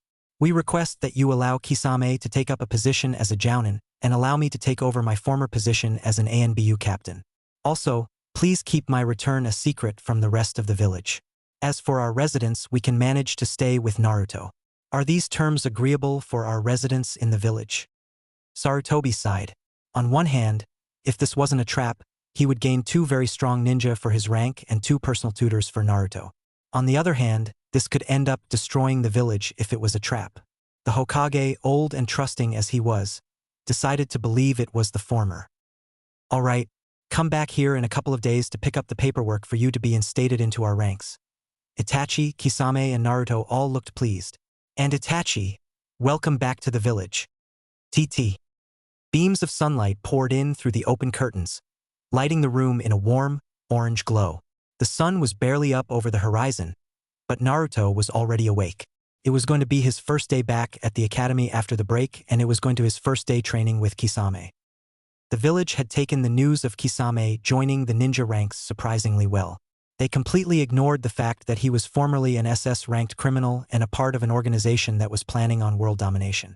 What they focused on was the fact that they would see a strong jounin join their ranks. Itachi and Kisame had decided to let the latter handle the basics of Naruto's training, like taijutsu and kenjutsu, since he was a better teacher for Naruto. Plus, he was better at those 2 subjects than Itachi anyway. Itachi and Kisame had been living with him for a couple of weeks now, and they hadn't started their formal training just yet. Well, not the techniques and jutsu portion anyway. Itachi did, however, teach him a jutsu to help him train faster. Flashback. Naruto had just walked into his apartment after a sweaty day at the training grounds. The students got a 2-week break after the graduation exams are over, and Naruto was using his to train. Suddenly, Naruto found his way blocked by a hard body that was slightly taller than him and felt akin to a steel wall. Itachi stood there, looking at Naruto's sweaty, red face. He looked as if he was contemplating something, looking at him with his Sharingan active. Sharingan, not Mangekyo, so it wasn't as scary for the boy as it could have been. Naruto, come outside with me to the training grounds for a while. I'll teach you a new jutsu, Itachi said, but he didn't get the hyperactive response he was expecting. Yes, Itachi and I, Naruto mumbled. Before walking back out the door he just came in from. TT. They were currently stood in Training Ground 3, a small grounds used for drills and taijutsu practice. Training dummies and wooden posts littered the training ground, some battered and in tatters while others looked brand new. So Itachi and I, what jutsu did you want to show me? Naruto asked, already tired from his day-long training session earlier. He had spent the last 10 or so hours kicking away at a wooden post to improve his taijutsu, and he wasn't exactly energetic after all of that. Shadow Clone Jutsu, Itachi said in his monotonous, deep voice, though there was an underlying tone of humor. I heard from the academy teachers that you are terrible at the clone jutsu, so I decided to teach you something better. Naruto only sighed. Itachi was right, of course. Naruto was terrible at the clone jutsu. No matter how little chakra he put in it, it would always overload and end up looking like a pale ghost that just finished emptying the entirety of its stomach and bowels, including the intestines. Itachi, knowing Naruto learned better through experience and actually doing things, decided to give Naruto a demonstration. Putting his middle and index finger together, he crossed them over and muttered, Shadow Clone Jutsu. And immediately, 2 clones appeared on either side of him. Naruto copied exactly what he saw Itachi do, and manipulated his chakra the same way he felt Itachi do it, pushing chakra out of his body and manifesting it into a body similar to his own outside his own body. That's what he saw Itachi doing. Shadow Clone Jutsu. Something wasn't right. Naruto had chakra reserves that rivaled Kage's, so why was he feeling so drained from something so simple? Itachi had made 2 perfect clones and he didn't even look phased. There was no way Naruto's chakra control was so bad. Was there? Itachi chuckled lightly. It was the first time Naruto heard him do such a thing, and frankly he was scared. What's wrong? Naruto asked. Leave it up to a Jinchuriki to create 2,000 clones on the first try. Naruto looked around behind him to see a legion of clones stretching into the woods behind him. He promptly passed out from chakra exhaustion. Flashback end. Naruto swung his legs over the edge of the bed and instantly felt heavy. He was still trying to get used to the weights that Kisame had made him wear starting a week and a half ago.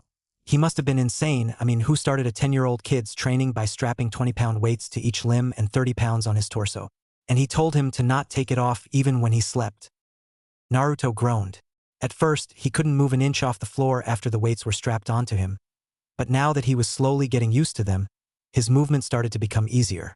Though it took some effort, he was now capable of walking, running, doing push-ups and sit-ups. That, however, was all that he was currently limited to.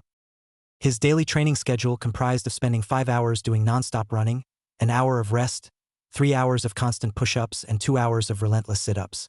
Kisame had said something about increasing base strength and stamina before beginning speed and actual technique training. That on its own would have been an effective training schedule, but the added weights and the 1,000 clones that were training with him meant that he was actually training for 10,010 hours a day. Normally, the physical fatigue and exhaustion would kill a normal ninja, seeing as dispelling a shadow clone not only returned the memories and results of training, but also the fatigue that had been built up through training.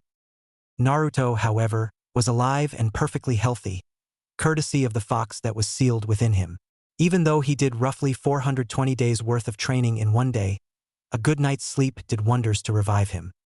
Walking over to the wardrobe on the other side of his room, he pulled out his Kill Me Now orange jumpsuit. Naruto sighed. This was going to be a long day at the academy. Naruto was walking through the village's main street, his destination being the Ninja Academy. Well, stomped might be the more appropriate word. He couldn't exactly walk like a normal ninja while he was wearing all the weights he was wearing. Naruto hated walking down the main street. Everyone either stared at him in disdain or just glared. Some chucked small pieces of rotten fruits. While it was slowly became rarer as he became older, some people also thought it appropriate to beat him. The fact that he was wearing his usual Kill Me Now orange jumpsuit did not help. Being a ninja and all, he was meant to be stealthy and not stand out. His attire, however, did the exact opposite and make him stand out like a sore thumb from the crowd, whose attire usually consisted of duller colors like gray. Truthfully, Naruto hated his attire. He didn't like orange at all, but he still wore it in an attempt to keep up his cheerful persona. After he had released the seal on himself on that fateful night, he had found that several old traits had left him, being replaced by new ones. Gone was the old cheerful boy, replaced by a calm, calculating young man that was always alert. He still retained some of his old self though, the happy aura, the innocent smile. Just because he wasn't going around pranking the villagers every day didn't mean that he was a completely different person. He may have changed, but he was in no shape or form a brooder. He hated those kinds of people. My life sucks, so I'm going to take revenge. What kind of ideal was that for someone to live by? Naruto was calculating. He understood what revenge brought. People that sought revenge became powerful, but all they ever managed to bring to the world was hate and evil, breeding more and more thoughts of revenge until the world was consumed in an inferno of rage. He didn't want that kind of life, living only to kill someone or to overthrow a certain power. It made no sense to him. Sure, it will give you a purpose to live by for a short while, but what will you do after that goal was accomplished? What will you do after you have had your revenge? Regret. That's all that revenge will bring you, along with sadness and despair. These were the philosophical thoughts that ran through the young boy's mind when, absent-minded as he was at the time, he ran into a pink wall of soft flesh. He knocked the person over and ended up sprawled over the back of the said person on the floor. Coming out of his reverie, Naruto realized the unfavorable situation he was in right now. He was spread-eagled over Sakura, the top kunoichi in his ninja class, on the floor on Main Street with hundreds of people staring. Ino Yamanaka laughed hysterically as she looked over at his predicament, though she wasn't laughing at Naruto. She was laughing at Sakura Haruno, her somewhat of a love rival for the love of Sasuke Uchiha, the class prodigy and resident emo. Sadly, though, Sasuke paid absolutely no attention to the horde of fangirls he had accumulated over the years. See, Sakura, you should take Naruto and be happy with him. Sasuke is way out of your league. Ino was just trying to egg her on. It was a normal thing for the girls to argue over Sasuke, though neither had a hope of wooing his heart. Naruto got off the girl hastily, muttering an apology he knew would be ignored. Rather than try to explain, he just braced for the pain he knew was going to come. Normally, he would block a strike so slow, but he couldn't do a single thing against her with all those weights strapped to him. Don't attack me, Baka. With that, Sakura began her hateful treatment of his blonde head, treating him to her best punches, which admittedly weren't all that soft. TT. Naruto was sitting in his seat at the back of the class, nursing his bruised head. It didn't hurt as bad as the soreness from training for 10,010 hours in the space of 10 hours, but it still hurt. Sakura had given him a pretty good beating this time around, for no reason whatsoever. Again, people would often beat him in his younger days, though as he grew older the civilians stayed further and further away from him. He didn't know why, but they seemed to become apprehensive of him, sometimes muttering something about the demon is getting stronger. He'll kill us if we go near him. That was something about the villagers that he didn't understand, as intelligent as he had recently become. They always treated him as if he was Kurama, even though it was pretty obvious the demon lord and he were two completely different entities. Were they blind? Probably, seeing how angry they were. Not everyone can be a saint like you, brat. When I was forced to attack this village under that genjutsu, I killed a lot of their family members. They can't get revenge on me for killing them, so they do the next best thing and attack you, the container. It's a miracle you're as pure-hearted as you still are, brat. It wasn't often that Kurama spoke to him, but when he did, he was there either to make a point or make fun of Naruto, something the fox enjoyed wholeheartedly. I understand why they do it, Kurama and I'm not an idiot, but understanding their reasons doesn't make it any less frustrating. Naruto thought back to his tenant through his mental link. He cut the link as Irika stepped into the class, hearing Kurama laugh heartily as his voice faded from his mind. Hello, class. It's nice to see you again. Nobody paid any attention to Irika, favoring their own quiet conversations over paying attention to their teacher. Iruk used his big teacher head jutsu and started screaming to get his students' attention. Quiet, you brats! The result was immediate. Everyone shut their mouths and turned OT the front of the class and paid rapt attention to Irika. They knew he meant business as soon as he started using that jutsu to get them to quiet down. All right, Most of you are probably wondering why you are back here. At this, everyone but Naruto nodded in agreement. He was the only one that was aware of the situation with the traitor within the academy teachers. While you already passed the academy's graduation exam, you have been held back for an extra 6 months for supplementary lessons. Due to some corruption and foul play among the teachers, the amount you students learned is under scrutiny from the Hokage and the Ninja Council. They want you to stay back an extra 6 months to make sure that you learned everything to the standard that is expected of Leaf Genin. As soon as Irika was done with his explanation, many hands rose up in the air. Though their teacher hadn't asked if they had any questions, they knew that Irika would always try to answer any questions they had for him. Among these hands were Sakura's eager one. "So sensei, what happens after the 6 months are over? Do we take a test of some sorts or go straight into ninja duty?" Sakura asked curiously. She wanted to know why this kind of an exception was made for them. Though she was no stranger to special treatment due to her mother's presence in the civilian council, she was still stranger to special treatment that affected her negatively. "You will retake the graduation exam." Everyone looked at him with murder in their eyes. But anyhow, on to today's first lesson. Tree climbing. Everyone shouted out a form of verbal complaint, ranging from, "But sensei, we already know how to climb trees," to "Ichinen, the Uchiha don't climb trees. That kind of thing is reserved for monkeys." Irika sighed. Obviously, his students were too closed-minded to see the truth behind his words. Deciding to stop the riot that was threatening to break out within his classroom, he started to speak out, only to be interrupted by the last person he was expecting to understand the exercise. "Fools, who said you will be climbing trees normally? Tree climbing is an exercise used to increase your chakra control." Everyone looked at him like he had grown a second, third, and fourth head. Sighing, Naruto continued, "You focus your chakra to your feet so you stick to the tree trunk.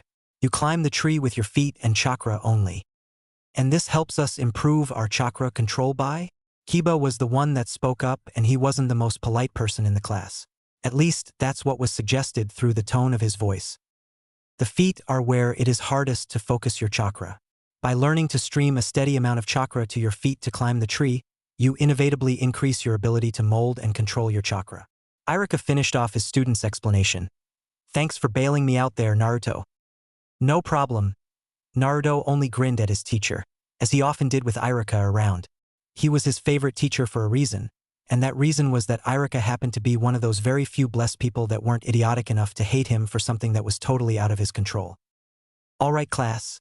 I want you to go outside in an orderly fashion and find a tall tree to climb." Everyone did as instructed by their teacher, and filed out in an orderly fashion, starting from the front of the class. Naruto, obviously, ended up right at the back and near his lazy friend Shikamaru. TT. An hour had barely passed since Naruto and his class had headed outside to train on their chakra control, and it wasn't going well for most of them. Some people with larger chakra reserves were still running full pelt at their designated trees, while others lay at the foot of their tree, completely exhausted. A few were passed out cold. They had come out to the playground expecting an easy climb up a tree. What they had found was an utter impossibility that a few of them could even come close to getting right. Within a few attempts, most of them had found out just how hard it was to climb a tree without the use of their arms. Instructions were to run all out at the trees, then attach themselves using chakra while they ran up the tree. While most had blindly followed this instruction, they were unaware of the consequences their actions brought with them. A few feet up the tree, most of them had either slipped off the tree due to using too small an amount of chakra to hold them there, or because, like Sasuke, they had used too much chakra and that pushed them off the tree trunk. Thinking quickly, Sasuke was the only one that managed to mark how far up he had gotten with a kunai. Falling back down the tree, he landed heavily, though still on his feet. Others weren't as lucky, and landed either on their back, and the really unlucky ones landed painfully on their heads. All was not lost for the class, though. A few of their classmates had managed to climb up quite far up the tree. They had managed to mark how far up they had gotten with their kunai and land on their feet every time they fell off. This group was very small, however, and consisted only of the top kunoichi in the class, Sakura Haruno, the lazy genius, Shikamaru Nara, and surprisingly Hinata Hyuga and Naruto. Most people expected Sakura to do well in this. She had a small chakra reserve and that gave her superb control over her chakra. For an academy student, that is. Shikamaru was also expected to do well, though he slept during most of their lessons and watched the clouds while he was meant to train. The brunette had brains far better than anyone in the class and was pretty good at the less physical aspects of academy life. The last two of the group were unexpected to say the least. Hinata was shy. Though she was the heiress of the current strongest clan in the village, she was widely known as someone that was weak and subpar in her abilities. Seeing her climb the tree with relative ease was something of a shocker to her classmates. Naruto. If people were surprised to see Hinata climbing the tree, they were utterly flabbergasted at what was happening with Naruto. He was the dobe of the academy, the dead last, the one that came out at the bottom of every test. So, imagine their surprise when he walked up the tree, going higher than everyone else in the class. When landing, thud that most people landed on the floor with, Naruto landed with somewhat of a loud booming sound, courtesy of the weights he was currently wearing, which surprised most people. This carried on for the rest of the day, with everyone slowly improving how far up the tree they could climb and getting closer and closer to chakra exhaustion. TT. Naruto had gone straight to training ground 3 after his classes at the academy was finished. Truly, they had stepped up their training in the academy, but it was still nowhere near enough to tire out the Jinchuriki. Naruto was planning on doing his usual training with his clones, when he saw Kisame standing there with his arms folded over his chest. Naruto, come over here. Naruto obeyed his teacher, for that's what Kisame was to him now, and walked up to him. From today onwards, we start your taijutsu lessons. Kenjutsu will come after you have mastered the basics of my taijutsu course. Right. Make 2,500 clones. Naruto stared at him. Make 2,500 clones, Naruto. But wouldn't that many clones training at once kill me? Naruto asked, scared for his life for the first time. He came close to death quite a few times in his life, but never before was he actually scared of it. Don't worry, we are cutting your training time by half to 5 hours per day, since you have to go to the academy now. That means the increase in clones only adds an extra 2,500 hours of training per day. The color slowly returned to Naruto's face. Crossing his fingers in the familial seal, he muttered, "Shadow Clone Jutsu," and immediately, the entire area was filled with Naruto lookalikes, though there was a small clearing between the real Naruto and Kisame. Alright, your first combination. It's basic, but in a fight, it does the job. Left jab, right straight, and a left roundhouse. As he spoke, he gave Naruto a slow example of what the combination should look like. His arms and legs moved gracefully as he punched and kicked the air around him. You try it. Naruto tried to copy what Kisame did, but something felt wrong. He wasn't producing the same kind of destructive force that Kisame had produced, and his suspicions were confirmed by a shake of the head from Kisame.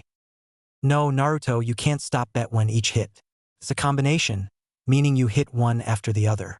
If you stop, you kill the momentum in your movement. Try again. Naruto did the motions again, going through them with much more fluidity this time. They felt stronger somehow, but he felt like something was still wrong. His hits were more powerful, but it didn't feel sharp or fast. Better, but still not good enough. You're standing on the spot while you're hitting. Once you hit your opponent, he's not going to stand on the spot, is he? No, he's going to get knocked back. Rather than standing on the spot, you should jab, pivot on your left foot and step in with your right foot while you do the right straight. Straight after the straight, you use the momentum, pivot on your right foot and bring your left foot around to kick. Try again. He followed his instructions to a T. His punches seemed fine, but something was up with his kicks. When he pivoted on his right leg, he felt like he was falling backwards diagonally. Almost there.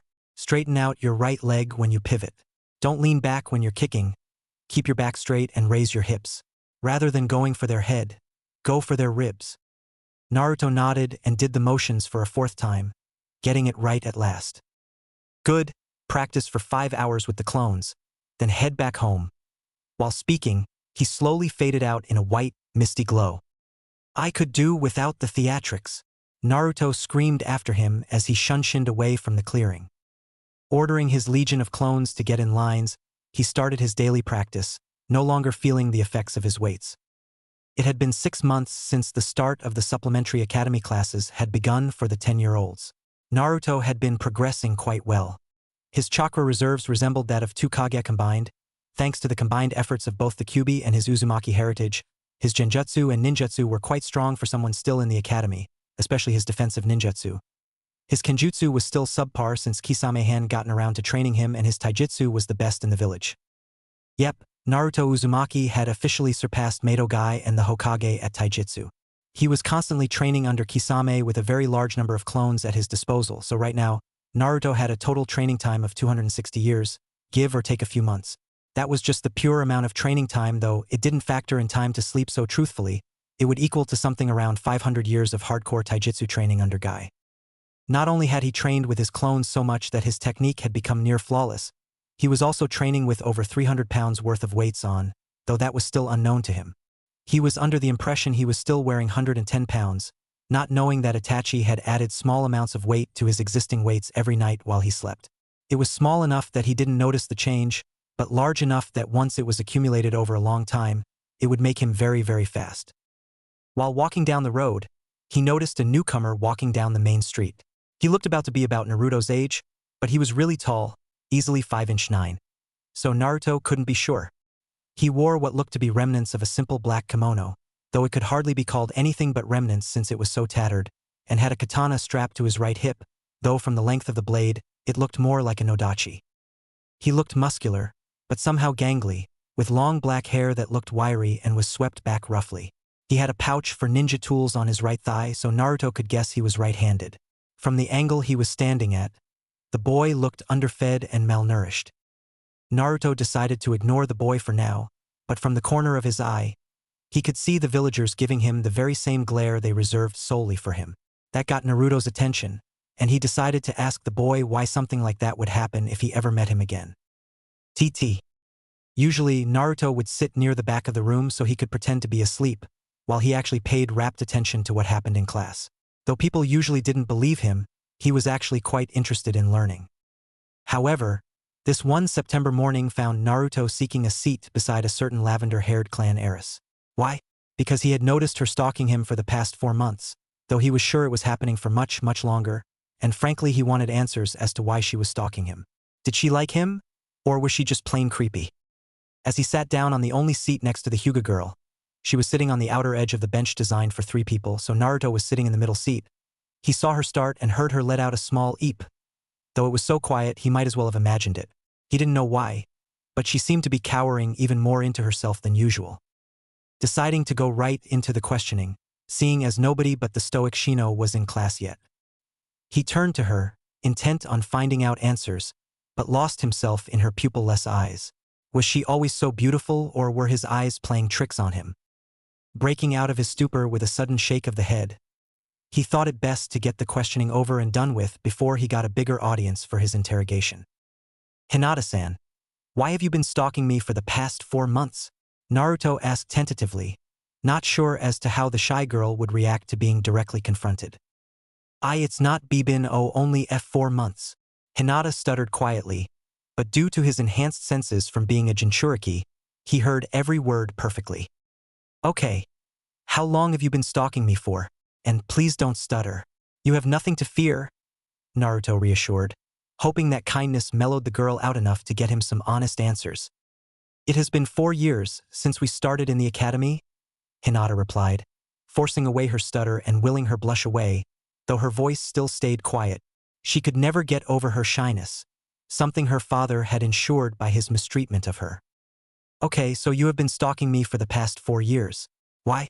What do you see in me that drives you to stalk one such as myself?" Naruto asked, somewhat afraid of the answer he was going to get. It took a while to explain everything, but she told Naruto of her treatment at the hands of her father and the main branch of her family, how Naruto embodied the determination she seeked, how he was her ray of hope, and how she liked him. "Thanks, Hinata. You're the first girl that said something like that to me." Naruto hugged her lightly, not noticing the dark crimson blush that crept slowly up her face. Shino's bugs buzzed lightly, and he smiled lightly under the oversized collar of his trench coat, while Hinata promptly fainted. TT. Irika came into the class an hour or so later to find it a rowdy bunch of newly passed students chattering loudly amongst themselves. Weird, they're usually chatty, but they aren't that loud. Must be their excitement over finally being able to graduate. Well, they earned it. Most of them passed the graduation exam twice. Irika thought proudly, reminiscing about how hard his students had trained over the past 6 months. Flashback. Hey, I might have decided to time skip, but I ain't just gonna hand him powerful techniques without explaining them somehow. The class Irika Umino had been in charge of was excited. They had been taking his supplementary classes for just about 2 months now, so they were excited about this cool move Irika was gonna show his class. Honestly, it had been hard work, but they had made much more progress during these 2 months of catch-up classes than they had ever done in the academy. Irika walked into the class to find a bunch of 10-year-olds looking at him expectantly. Rather than chatting amongst themselves like they usually would, he chuckled. His trick of telling them he would be teaching them something interesting got their attention really fast. "All right, class, today I am teaching you nature manipulation." Combined shouts of "cool" came from his class, as he almost held his ears in pain. Years of duty as a ninja made his hearing quite sensitive. Irika walked over to each of his students and handed out what looked like small bits of paper. After he had handed everyone a medium-sized square, he went back to his desk and went into full lecture mode. "Before I teach you anything about nature manipulation, I am going to give you a lesson on them so you know what you are getting into." At this, everyone except Sasuke and Naruto groaned out loud. Even the stoic Shino managed a small sound of displeasure. "Of course I am. You didn't think you would get away without a lecture from me, did you?" "No, sensei," the class chorused simultaneously. Irika giggled softly like a schoolgirl and went into his explanation. There are 5 basic forms of elemental chakra. I say basic because it is possible to combine them later on through extreme control or bloodline limits, but that is far beyond the capability of academy students. Anyhow, people have a genetic affinity to a certain element, which is the easiest for them to master. Due to the high amount of chakra that is needed to use elements, very few ninja are capable of using more than 2 elements. The elements are balanced in a circle. Each element is stronger against one, but weaker against another. This is the natural order of the elements. When 2 jutsu of the same element collide, the one with more chakra in it will win. However, if there is a perfectly equal amount of chakra in the 2 jutsu, then they will just cancel each other out. This is known as the rule of counterbalance. Normally, when Irika gave them lectures, half of the class fell asleep. This time around, he could see everyone paying close attention, even Naruto and Shikamaru. "So what does the paper have anything to do with this?" Leave it to the class genius Shikamaru to ask the million-pound question. Irika chuckled. "These papers are specially made from chakra trees. These chakra papers react to the slightest amount of chakra. The way they react tell you what kind of chakra you have an affinity to." He held up a piece of paper much like the ones he gave to his class. Only a second later it burst into flames and burnt to ashes. "I have an affinity to fire, so my paper burns away. If you have an affinity to wind, it will be slashed to pieces. Water will dampen the paper. Lightning will crumple it slightly and earth would crumble it to small pieces of dirt." The class eagerly tested out their chakra natures, while shouting out their affinities gleefully. A large portion of the class had an affinity to fire, seeing as this was the land of fire they were born in. Irika-sensei, it seems I have an affinity to all 5 elements," Naruto called, displaying a row of 5 rectangular strips of paper that showed the 5 different reactions chakra paper was supposed to have upon coming in contact with chakra. "Well, it seems you have. No matter, it's rare, but it's possible for a person to have more than one affinity. Though all 5 is a shocker though, that's a great gift you have there, Naruto," Irika called. He was rather calm considering his student just demonstrated a feat not seen within the last 100 years. Lies, Nagato can do the same thing, and they're almost from the same generation. "Now, what I am going to teach you are basic D-rank elemental jutsu. They are all defensive jutsu, so there will be no fighting each other to test your jutsu out. Am I understood?" Irika asked the class in general, to be answered by a chorus of, "Yes, Irika-sensei." "Good."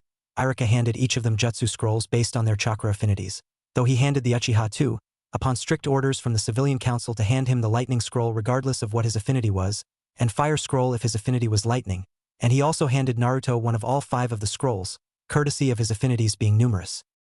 "Now get out into the playground and practice your jutsu." Flashback end. Irika smiled, remembering how Naruto had been the first to not only master one of the jutsu, but all 5 of them before one of his classmates finished mastering one of them. Over the 4 months that he had spent practicing the techniques, he had also found a nifty trick that increased the strength of the jutsu. Snapping out of his reverie, he decided to humor his students and use the big teacher head jutsu for the last time on his class. "Shut up, you brats," Irika yelled, feigning anger despite being pleased with his class. "You all passed your graduation exams and are now genin. I will announce the teams and your new Jounin sensei. They should be here to pick you up after lunch." Irika proceeded to announce the names of all the fodder teams, meaning teams 1 to 6. Team 7, Sasuke Uchiha, Sakura Haruno-Irika was cut off by a huge shout of glee and another of outrage. Yay! New cookies for guessing correctly who these two individuals were. And Zaraki Kenpachi. Your sensei is Kakashi Hitaki. Irika finished, as if he hadn't just been rudely interrupted. At his announcement, many looked confused. Who was this Zaraki kid? He certainly wasn't part of their class. Catching their looks of befuddlement, Irika decided to enlighten them. He is an orphan that has been enrolled into the ninja system recently and has been taking personal catch-up classes on his own. He has passed the graduation exam due to sheer skill in taijutsu and kenjutsu. Ah, here he comes now dash. And lo behold, a tall raven-haired kid entered the class with a sword strapped to his side. It was the same kid he had seen in the street when coming to the academy, Naruto realized, and he looked quite scary from the front. Hope I ain't late. I kinda got stuck on the roads. Irika, knowing his reputation for getting into fights, just waved him on. He took the only available seat in the class, which happened to be next to Naruto. Naruto didn't bother talking to him, seeing as he wasn't talking to him, but it was kind of uncomfortable having people stare at the new student next to him, who decided it was a wise choice to wrap his hitai-ite around his hand so that the metal protected the back of his hand. Weird, his hitai-ite seems smaller than normal. Team 8. Shino Aburame, Kiba Inuzuka, Hinata Hyuga. Your sensei is Kurinai Yuhi. No surprises there, Konoha had been looking for a good specialized tracking squad for a while, though the perverted leer that Kiba sent Hinata's way was quite infuriating to a certain Jinchuriki for reasons unknown to himself. Team 9 is still active, so Team 10, Ino Yamanaka, Shikamaru Nara, Chuji Akimichi. Your sensei will be Asuma Sarutobi. No surprises there either, the Ino Shikacho team. Wait a second, Naruto called. Aren't you forgetting something? Who am I with? Naruto, due to you being the dead last, you have been assigned a personal sensei. You are alone on a team with Kisame Hashigaki. Naruto scowled. Why was he the only one with a one-man team? Well, at least he had Kisame to bail him out if need be. What a drag, Naruto drawled, making his best friend Shikamaru smirk. He was starting to rub off on the young blonde. TT.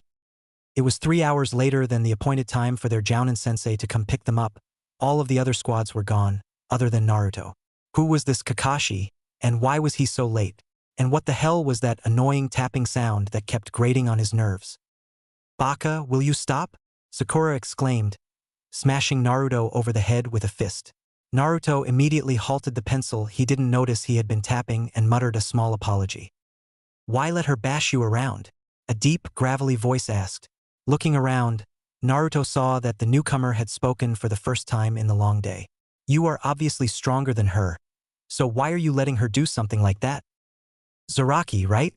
Naruto asked, not bothering with the customary honorifics. Zaraki only nodded slightly. Don't worry about it. I'm the dead last of the academy, so even though I want to, I can't actually do anything about her beating me up. What the hell? He's obviously lying through his teeth. No way in heaven or hell is he weak enough to get beaten around by a fangirl. Before Zaraki could make his feelings known, though, he was interrupted by a door opening and two men walking through the door. Kisame, you're late, Naruto roared at his sensei. Oh, I got Naruto. They told me I had to train the dead last. But the idiots obviously just handed me the cream of the crop. Kisame mused out loud, not bothering to reply to his student's accusations. Sorry guys, Kisame and I got talking. So we kinda lost track of time. Kakashi interrupted the rabid fangirl, who was obviously about to make some remark about Sasuke being the best and Naruto being the worst. Meet me on the roof. And with that, Kakashi was gone in a swirl of leaves. Seeing as you're not in an actual team, you get to skip the team test. You can start taking missions from tomorrow. I'll give you a note so you can take as many missions as you want without me being there. What annoyed Naruto wasn't the fact that his sensei left right after he said this, but all the while he was saying this, he was slowly vanishing in wisps of mist. Damn it! Stop doing that weird version of the shunshin, Naruto roared, apparently at thin air, though he got a creepy chuckle as a reply. TT. Naruto was in the mission center, with a scroll in his hand that was given to him by Kisame. He remembered what Kisame had told him the night before and scowled for a second. I have taught you all the taijutsu I can. Technically, since I'm your official sensei now, I'm not allowed to teach you kenjutsu until you are a chunin. So, since you're a ninja now, go do some D-rank missions, make some cash and enjoy life a bit more. True, he hadn't had much money to enjoy his life with. He was given an allowance by the Hokage to live on, but it was just about enough to pay for his housing and buy food to live off of. Of course, Itachi and Kisame paying for their food and shouldering a portion of the household expenses helped, but it still wasn't enough to truly enjoy life. It was only enough for him to get some better food. So now here he was in the mission center, determined to make some money. He looked absently to the chart that hung behind the Chunin on duty, showing how much money was paid for standard missions. SS rank £500,000. S rank £100,000. A rank £25,000. B rank £1,000. C rank £250. D rank £10. Needless to say, Naruto was surprised by the sudden increase in pay rise from B ranks and higher, but he knew that new genin weren't allowed anywhere near them. He might have been strong enough to do one, but the village didn't know that. Walking over to the Chunin, he started asking questions about the mission procedures. Tezuka was more than happy to explain to Naruto, seeing as he was a fellow ninja and he held nothing against the boy. Basically, you take a mission, complete it and get the mission scroll signed. If the client has any extra comments to make, they can write it into the scroll. If they want to give the genin a bonus, they can just give the money to your team directly. The money for the actual pay is paid directly into the ninja's account in the ninja bank. Though that makes me ask, where's your sensei or your team? Tezuka asked curiously. As a reply, Naruto just gave him the signed scroll with a small note inside. I, Kisame Hashigaki, give permission for my genin team, comprised of Naruto Uzumaki, to do missions on his own without my supervision. I also allow him to take as many missions as he wants at a time. I see, Tezuka mused. Alright, Tezuka-san, can I get 200D rank missions with standard pay? Naruto asked with a steely glint in his eye. Tezuka had a hell of a lot of paperwork to do to sign out all those missions. Right, I will be seeing you in a few months. Naruto took the large stack of scrolls outside, but not before leaving a parting comment. I'll see you at the end of the day. Outside, Naruto summoned up 1,000 clones and arranged them in teams of 10. Giving out 2 scrolls to each team leader, he started giving out. Alright, I want you to go around and finish off one mission at a time. Once you have finished the mission, get the scroll signed and dispel all clones other than the leader. The leader will then come in and give the scrolls to the clone I leave here, and then dispel. The clone I leave here will give in the scrolls once all scrolls have been collected, then dispel. Naruto made another clone stand outside the mission center. Go! All of his teams headed out. Naruto headed to Ichiraku's. It had been a while since he visited. Hinata just got back from meeting with her Jounin sensei for the first time. Well, it wasn't the first time she met Kurenai, but it certainly was the first time she met her as her Jounin sensei. She liked her team. Shino was quiet yet supportive and Kiba was excitable but loyal. She had a feeling they would make great trackers. Walking through the wooden hallways, she made her way towards her father's office. She knew her father wouldn't care, but she was supposed to report to him about her daily activities and the fact that she was safely back in the compounds when she got back. She didn't like it, but her father was the clan head. She came upon the traditional sliding doors that gave entry to her father's office and knocked quietly, waiting for a response. At the call of enter, she went into the office and immediately sat into Saiza. She may have been the heiress, but even she was meant to show respect to the clan head. It's good to see you, Hinata, Hayashi said quietly, not looking up from his paperwork. Hinata froze. Good to see me? Something isn't right. He has never said anything like that to me. TT.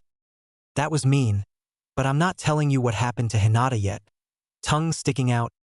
It had been a month since he started doing the D-rank missions, and he had kept up a constant stream of them. He was earning a lot of money, but that didn't keep him from being bored. He hadn't thought about boredom when he was training. All he ever got to think of then was the exhaustion.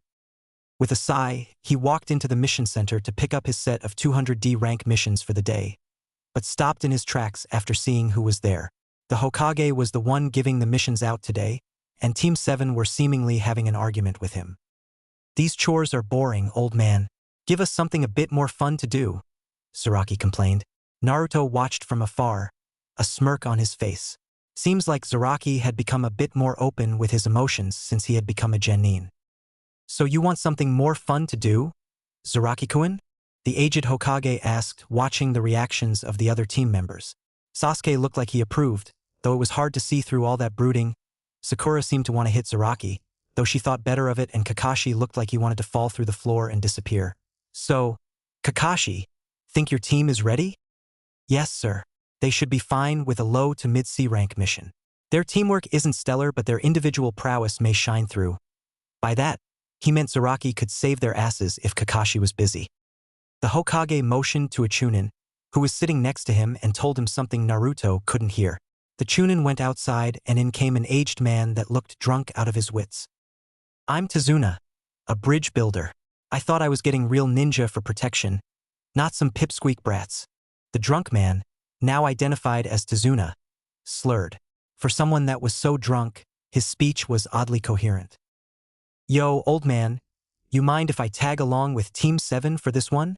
Naruto asked, silently telling Sarutobi that he thought something was wrong with this mission. Why would we need the dobe to come with us? We are more than capable of protecting a man from bandits and robbers. Sasuke finally makes his presence known. Yeah, Sasuke-kun can do anything, and in comes his loyal Banshee. Geez, do they not see that something isn't right here? Why would a bridge builder need real ninja for protection from bandits? Why not? More the merrier. Seems like Zaraki was the only one in their team with half a brain. All right, Naruto, go ahead and pack for 3 weeks, Sarutobi called, handing Kakashi a scroll for a C-ranked mission. TT.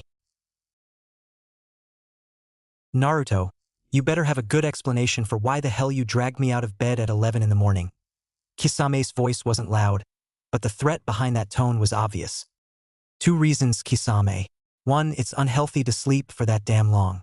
2, you're my Jounin sensei, so you have to come with me on this mission, Naruto replied, ignoring the glares from Sakura and Sasuke, and the bored looks from Zaraki and Kakashi. Naruto, it's fine. Go ahead on your own. If Kakashi is there, you should come back alive. I'm going back to bed, so don't bother me. Kisame headed back towards Naruto's apartment, while everyone sweat dropped. And here I thought I could drag him out. Ah well, Naruto sighed. He was hoping he could bring him along. Having someone as powerful as Kisame around usually raised the rate of success for your missions. Well, our client is here. Sasuke, you have the best eyes, take point. Sakura, take the right. Zaraki, take left, and Naruto can bring up the rear. I'll come last to make sure you guys don't get ambushed. With that, they headed out. TT. They had been traveling for a couple of hours. Having to walk was a bother. Normally they would just jump from tree to tree, but having a civilian in their midst made that impossible. Naruto was on edge, he didn't know why, but he was expecting something to happen. He felt uneasy about this mission, and his instinct never lied to him. Not once in his life. Stop that, brat. Your constant shivering is getting on my nerves. Kurama thought. It had been a while since they talked. Sorry, Kurama. I just get the feeling there is something wrong with this mission. Right then, Naruto passed by 2 puddles on the floor. No one seemed to notice, but he saw Zaraki twitch in anticipation slightly. A puddle on a sunny day when it hasn't rained for a week? Nice disguise. Dumbass. I'll talk to you later, Kurama. With that, Naruto cut the link, and again he could have sworn he heard Fox chuckle before he left. When Kakashi passed the puddles, he showed no signs of acknowledgement, but Naruto knew the war veteran wouldn't miss something so basic. You're mine. 2 voices intoned at once as 2 figures quickly jumped out of the puddle. Before anyone could react, a spike chain wrapped around Kakashi, and with a tug on both sides, Kakashi was no more. Kakashi-sensei, the Banshee wailed. Sakura and Sasuke froze, while Zaraki and Naruto got to work on instinct. Ducking underneath the claw that came at him, Naruto let his fists fly. Faster than anyone could see, his target was on the floor, battered, bruised, and unconscious. Naruto's target got off easy in comparison to Zaraki's though. Not bothering to dodge any of the hits, Zaraki drew his long, jagged sword. The blade looked chipped and worn, but Naruto could see it was sharp. The claw that came at Zaraki was no longer attached to the attacker's shoulder, but lying forgotten on the floor as Zaraki advanced on his prey with a manic grin.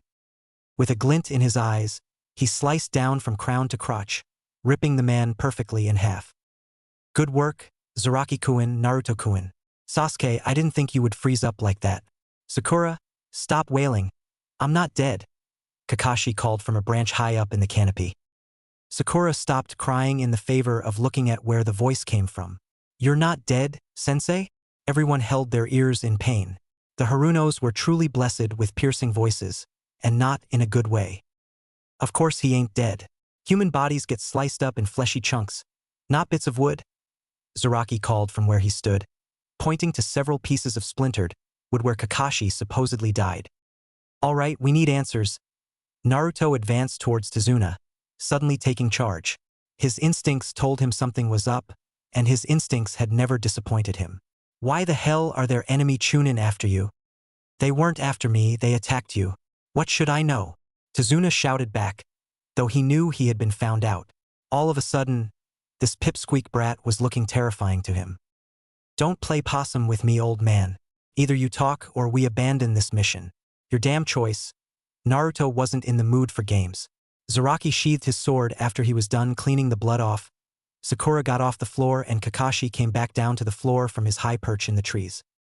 Tazuna explained to the gathered ninja about his country, about Gato and the bridge. To them, the bridge was the only hope, the only way they were going to get out of that hellhole of a place. Wait a second. Doesn't the land of waves have a hidden village of its own?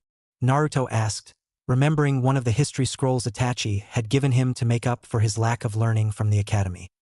It does, but Gato has taken over the village and given shelter to his missing nin. We can't do anything about it and it's given him more and more power over us. Tazuna was almost in tears now. The man looked a decade older than his age and he looked broken.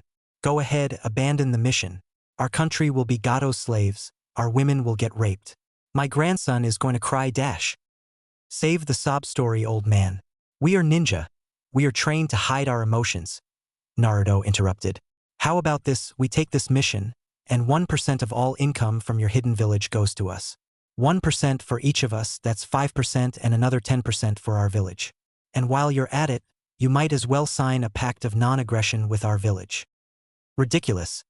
That is way too much money just to get me to my house, Tazuna yelled. Oh, who said we are just getting you to your house? Tazuna looked at him, puzzled. I'll personally bring you Gato's head. Everyone in his vicinity looked at him like he was crazy, though Zaraki was giving him an appreciative grin. Tazuna looked at him like he was an angel on earth. Sakura was royally pissed. That wasn't all that abnormal, nor was the fact that she was pissed off at Naruto, but the fact that she was pissed off enough to try killing Naruto wasn't something that happened often. Sure, she hated the guy irrevocably, but she seldom wanted to kill the boy. On the inside, Naruto was on high alert, while on the outside Naruto was acting goofy and idiotic to try and fool their assailant. He knew someone was close by, so he concentrated on finding their accurate whereabouts and trying to nail them. Over there! With a battle cry, Naruto threw a kunai. Fortunately, the kunai found its mark and hit something. Unfortunately, that something happened to be a white rabbit that was now nailed to the trunk of a tree by its coat. That was why Sakura was pissed at Naruto. Naruto, look what you did. You almost killed the rabbit by trying to act cool. Naruto only kept on acting goofy and let Sakura berate him, while roughly embracing the now traumatized rabbit.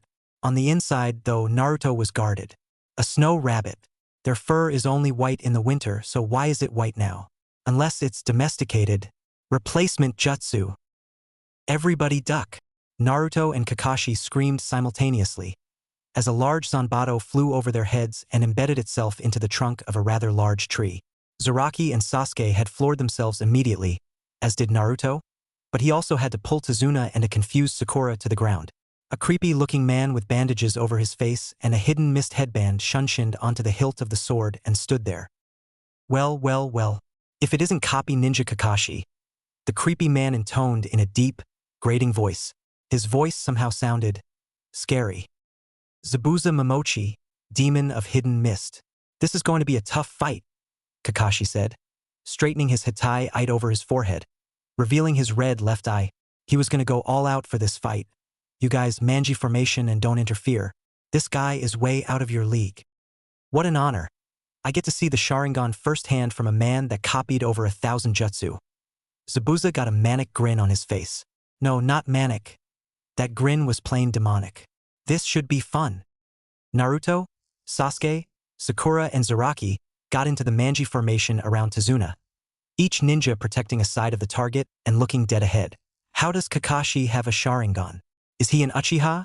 Or did he steal our bloodline? A certain Uchiha was fuming in his thoughts. Zabuza pulled his sword out of the tree, flipped twice in the air and landed on the floor. Kakashi pulled out a kunai and held it in a reverse grip.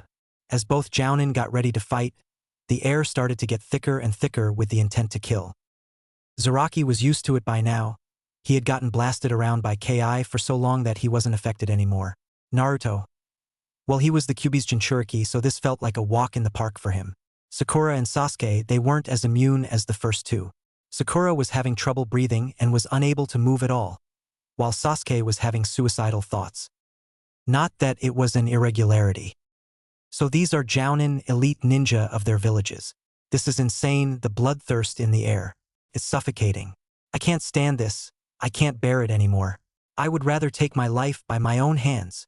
To follow through with his thoughts, Sasuke pulled out a kunai shakily. He prepared to stab down into his own stomach. Calm down, Sasuke. You are my comrades. There is no way I'll let him hurt you, any of you. Kakashi looked backwards from his position, giving them all a small eye smile. Reassured by his sensei's words, Sasuke calmed down enough to put away the kunai and get into a defensive stance. You should keep your eyes on your opponent. Quick as lightning, Zabuza was on him, his Zanbato ready to strike. Kakashi was taken by surprise, and before he could react, the Zanbato sliced through him with practiced ease. Rather than a spurt of blood, though, Zabuza got a face full of water. Water clone jutsu. You should learn to take your own advice. Kakashi appeared behind Zabuza and held a kunai to his throat. It's over. The only response Kakashi got was Zabuza melting away into water. Slowly but surely, the surrounding atmosphere started to become clouded as mist shrouded them in a hazy glow. The mist was thick, almost too thick to be natural. Hidden mist jutsu, Zabuza announced gleefully from somewhere in the area. His voice echoed eerily, as if it was coming from all around them rather than from just one particular place. Be on your guard. Zabuza is a master of the silent killing technique. You won't know what happened until you're dead, Kakashi warned, once again holding his kunai in a reverse grip in an attempt to cut down on his reaction time and look cool in the process. The four genin immediately stiffened, even Naruto and Zaraki. 8 choices: larynx, spine, lungs, liver, jugular, subclavian artery, kidneys, heart. Zabuza's voice rang out from around them, taking sickly pleasure in seeing his target squirm. Now, which one should I go for? With one hand in half a tiger seal and his Zanbato held behind his back, Zabuza landed lithely within the group protecting Tazuna, intending to take him out quickly. That was not to be. As soon as he landed, he found a kunai embedded into his ribs, water seeping from the wound. Kakashi had seen the other jounin land inside the genin's defenses and moved as fast as he could to intercept him before he could kill Tazuna or one of the kids. The force of their mentor moving past them so fast made the genin stumble forward slightly. He drove the kunai as far as it would go into Zabuza's ribs, only to find out it was a water clone. I'm not that easy to catch, Kakashi, Zabuza shouted as he fell towards the Cyclopean jounin, swinging his massive sword downwards in an attempt to cleave his opponent in half, lengthwise. Apparently caught by surprise, Kakashi allowed himself to get cleaved in half, only to explode in a shower of water. Again. Seeing Kakashi get split in half, Sakura let out a little scream. Cutting clean through Kakashi, Zabuza's sword embedded itself into the ground. Kakashi took this opportunity to jump out and attack the so-called demon. As soon as he got close enough to attack, though, Zabuza pushed off from his sword's hilt and kicked him across the ribs, making him fly into the heavy water of the sea. This water, it's not normal. It's dense. Shit, Kakashi thought. I got you now. Zabuza was running through seals as fast as he could, which admittedly was very fast. Water prison jutsu.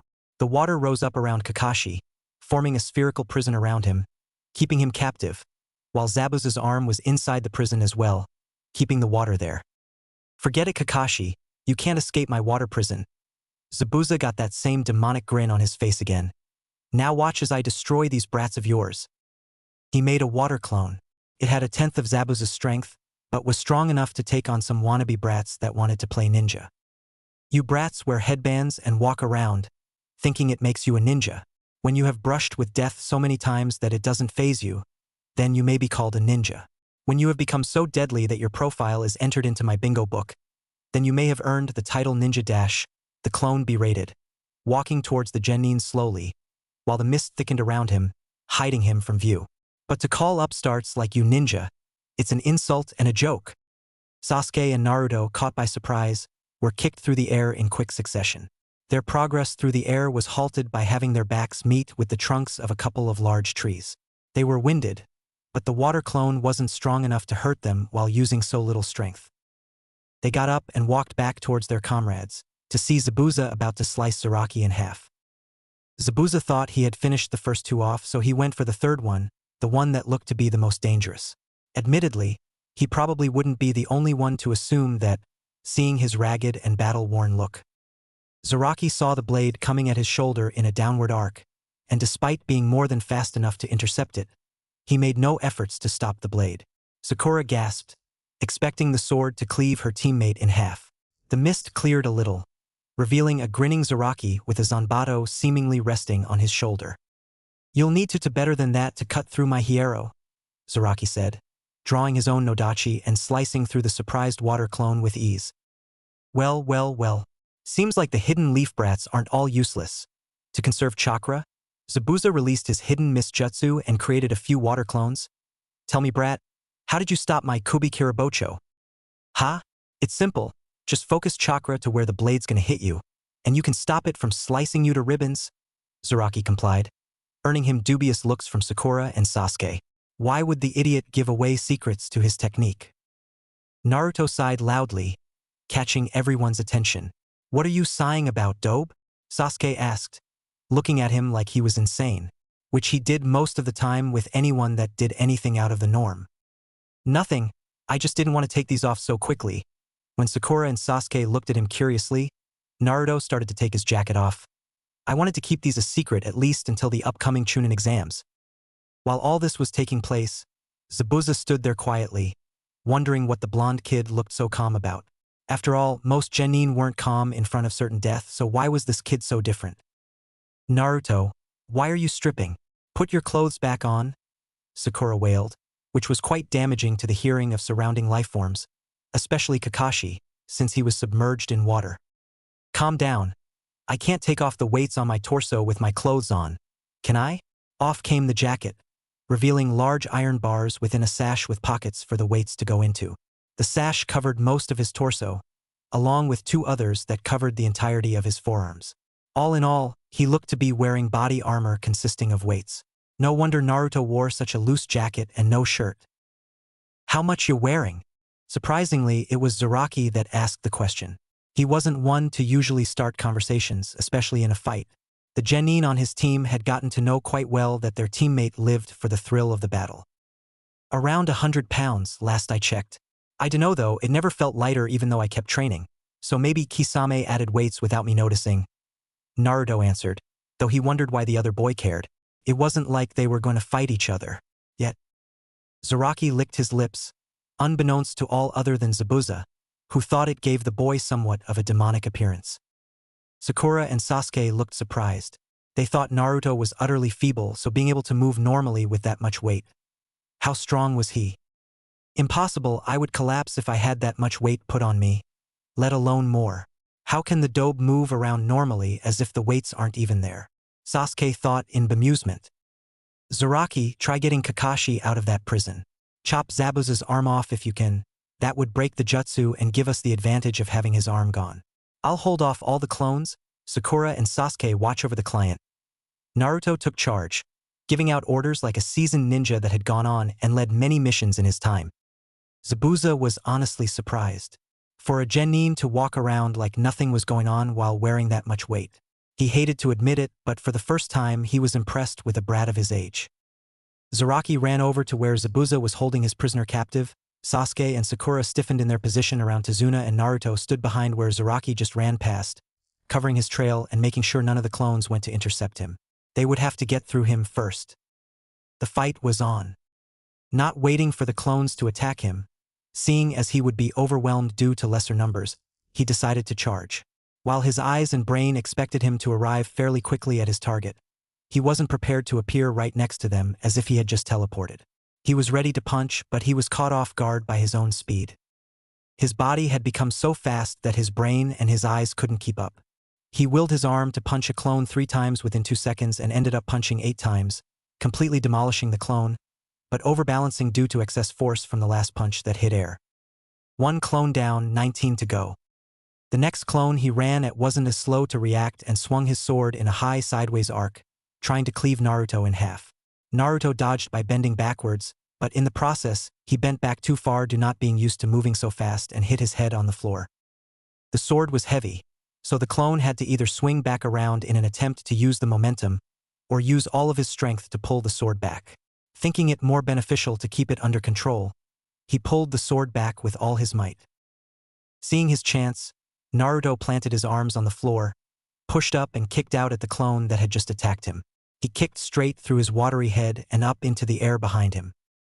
2 clones down, 18 to go. On the other front of the mini-war, Zaraki was having some problems. As the battle-loving maniac he decided that having a fight with a virtually paralyzed Zabuza would be more fun. Rather than trying to free a quickly suffocating Kakashi, he attacked the hidden missing Nin head-on, only to find that he was rather nimble with his large Zanbato, as he blocked every strike of his Nodachi with a slight flick of the wrist.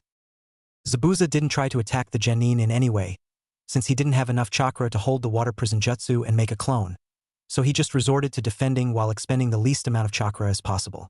And while he was interested in the maniacally grinning Zaraki, the blonde behind him interested him more. Kakashi was pumping as much chakra as he could to his lungs, trying to make his air last as long as he possibly could. Naruto had gotten rid of the first 12 clones that he attacked and he was already bruised badly. None of these bruises were inflicted by Zabuza clones. All of them had come from him somehow managing to screw up his coordination badly enough to either hit himself, the ground, or some rather hard objects. He was starting to adjust to his new speed, his eyes getting better at monitoring things at higher speeds, his brain starting to process the information faster. His body started to respond more like he wanted to, though his technique was nowhere near what it was with his weights on. While his technique had been flawless with the weights, it was no sloppy at best. Normally, his punches and kicks derived their destructive power from rotation of the hips, chest and pivoting on either leg, but since he couldn't coordinate himself well enough to transfer weight from one part to another effectively, he resorted to using brute force from his arms and legs. The few times that he had tried to use rotation, he had either spun out of control or badly misfired his punches and kicks. Sasuke and Sakura were looking on in scarcely restrained awe. Here was a boy of their own age who they thought to be far inferior to them, fighting clones of a Jounin, the former commander of the assassination unit, no less. Sure, it had 1/10 of the original strength, but that didn't mean it wasn't strong. He was running around and attacking so fast that he looked like he was using some kind of time-space ninjutsu like the 4th Hokage. Thinking of the 4th Hokage, Naruto did look awfully similar to the deceased warrior. Nah, the dobe couldn't be related to such a powerful man. No way that baka related to a Hokage? Laughable. Oh, how wrong and ignorant they were. They didn't understand one thing though, what was it with him and inflicting injuries on himself? Was he some kind of emo masochist? Did he like the pain? So he hurt himself on purpose for the fun of it? Both Sasuke and Sakura cringed at the thought. Tazuna didn't have any idea what was going on. He was just glad that the blonde brat had decided to tag along when he did, otherwise, he might as well have been dead right now. All Tazuna could see of Naruto was nothing. His eyes were far inferiorly trained than that of a ninja, so his eyesight couldn't even comprehend Naruto's movements. Naruto was starting to feel only slight amounts of fatigue, even after fighting for so long against such a superior opponent. The advantage of doing about 500 years' worth of hardcore training was that it caused his already inhuman levels of stamina to skyrocket. That made him quite resistant to fatigue, to say the least. Add to that the fact that he was the Jinchuriki of the most powerful demon currently in existence, and you have yourself a nigh tireless warring machine. Finishing the last clone with a sloppy punch too. Where the sun never shines, he turned to see Zaraki finally getting bored of slashing at a dummy that didn't bother to do anything other than block and finally slashing at Zabuza's arm. Of course, Zabuza was a perfectly intelligent human being, unlike some others present in the battlefield at that moment, and could see that not letting the water prison go would be bad for him. Not only would he lose his arm, he would also release the water prison anyway. So he took the best course of action and jumped away from the ball of water to evade the blade that was about to slice his arm off. Kakashi was breathing hard, now that he could actually breathe. Holding his breath for almost 10 minutes had been quite an ordeal for him, and he was starting to turn blue from the strain. After catching his breath, Kakashi stood upright to continue with his battle against Zabuza, who was now fuming and trying to find a way to slice Zaraki, who was now using a full-body Hiero, only to have his sword bounce off over and over again. Kakashi mentally facepalmed. For someone so great, Zabuza sure could be dense sometimes. Did he not realize he could easily slice through something of that level if he only channeled a little bit of chakra through his blade? Kakashi ran through a few hand signs, intending to use one of the jutsu he copied with the Sharingan in his earlier days. He hadn't used it in a while and prayed that he could still remember how to do it. Earth style, crushing earth, Kakashi announced, and as soon as he did, the ground around Zabuza started rising up and covering every nook and cranny of his body. The soil piled higher and higher around Zabuza, starting to crush him under the weight already. Before the soil rose any higher though, 2 sunbon needles flew towards him and embedded themselves into the side of his neck. A hunter nin in a sky-blue kimono with pink flower print appeared next to Zabuza, her face covered by a mask. Nodding in thanks to the leaf ninja, she quickly shunshined away. That's suspicious. Why didn't the hunter nin destroy the body on the spot like they are meant to? Whatever. I'm too tired right now. Kakashi though, replacing his hitai eyed over his left eye and promptly falling unconscious due to chakra exhaustion. Zaraki sheathed his sword and returned to the side of his teammates. Sakura and Sasuke relaxed, but Naruto stayed on guard, replacing his weights and jacket, feeling the familiar pressing feeling take over his body as the weights restricted his movements again. Tazuna moved in and picked up the limp body of Kakashi. Since he was the client and not a ninja, he was the only person fit to carry Kakashi, as he would not be required to move at a moment's notice should a threat arise. They carried on their journey at a slower pace, with the strict guidance of Tazuna himself, who had traveled the path hundreds, maybe thousands of times before. Eventually, they arrived at a small 2-story house that looked a little beaten down, a little worse for wear, but it looked no less appealing to the ninja right now. All they needed was some food and a bed to sleep in. Tazuna opened the door, having handed Kakashi over to Zaraki, to be welcomed by the open arms of his beautiful daughter, Tsunami. She was a woman of about 30 with dark, shoulder-length hair. "Father, you're back. I'm glad you're home safe and sound," she cheered, her features lighting up in what Naruto and Zaraki identified as a forced smile. Her face upturned into a smile, but her eyes maintained the dead look they had about them. "Yes, thanks to these ninja from the Hidden Leaf," Tazuna said, pointing to the 4 kids that were now standing in their doorway, Kakashi laying forgotten on the floor. Sakura looked quite bashful. Sasuke looked like he did all the work himself, which was utterly preposterous. Zaraki looked bored and Naruto looked like he wanted to sleep. "Ninja? They look like they're the same age as my Inari," Tsunami exclaimed, surprised by their young age. She still hadn't noticed Kakashi lying on the floor. "Aren't they being supervised by an adult?" "Kakashi-sensei overdid it a bit in the fight on the way here," Sakura said, pointing down towards the floor. Having noticed the poor jounin for the first time, Tsunami rushed to the unconscious man's aid. With some effort, she pulled Kakashi on her back and hauled him over to one of the empty rooms to recover. They had survived the fight, but was this going to be the only one? Were they going to get out without casualty if they had to fight again? Would their enemies underestimate them again? Would they leave loopholes in their defenses again? So many questions, so little answers. Such is the way of life. The next morning dawned bright and cheery, the complete opposite of how Kakashi was feeling. Kakashi's mood was quite gloomy, and while that wasn't unusual for the war veteran, it was unusual of him to be feeling that way because of something that transpired recently. It was usually him reminiscing about the past that got him all sad and sentimental. Kakashi was currently laying on his futon, unmoving. His body was currently stuck in place, almost as if he was getting rigor mortis due to the overuse of the Sharingan. Honestly, he had been using the bloodline for years now, and even after all that practice he had in using the thing, he could never use it for a long time without serious repercussions. He was also thinking about that hunter nin that took Zabuza away, and he couldn't help but feel that something was wrong in that situation. Years of living on the edge had given him a sixth sense. He could feel it on his skin when a situation was suspicious. If his instincts were anything to go by, then they were still in mortal peril. He was still trying to figure out a way to train Sasuke and Sakura up to a point where they could live for more than a few seconds if Zabuza came after them, and he still needed to fix Naruto's problem with not being able to control his movements and Zaraki's lack of formal training. Kakashi sighed. This was going to be a long mission for the temporarily paralyzed Jounin. TT. It had been a few hours since Kakashi had woken up, and the residents of the entire house were now awake as well. Tsunami went about her business in the kitchens, preparing breakfast for Hilot. Tazuna got his things prepared. He wanted to go check up on the progress on the bridge now that he was back from collecting supplies in Konoha.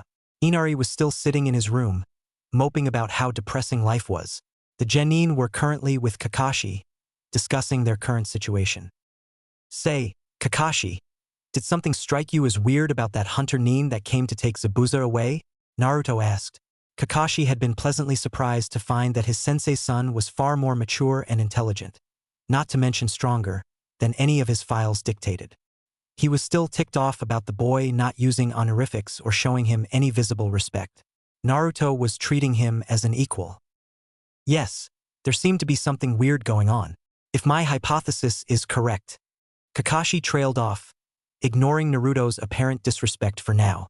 It wasn't the time to fight over something so trivial.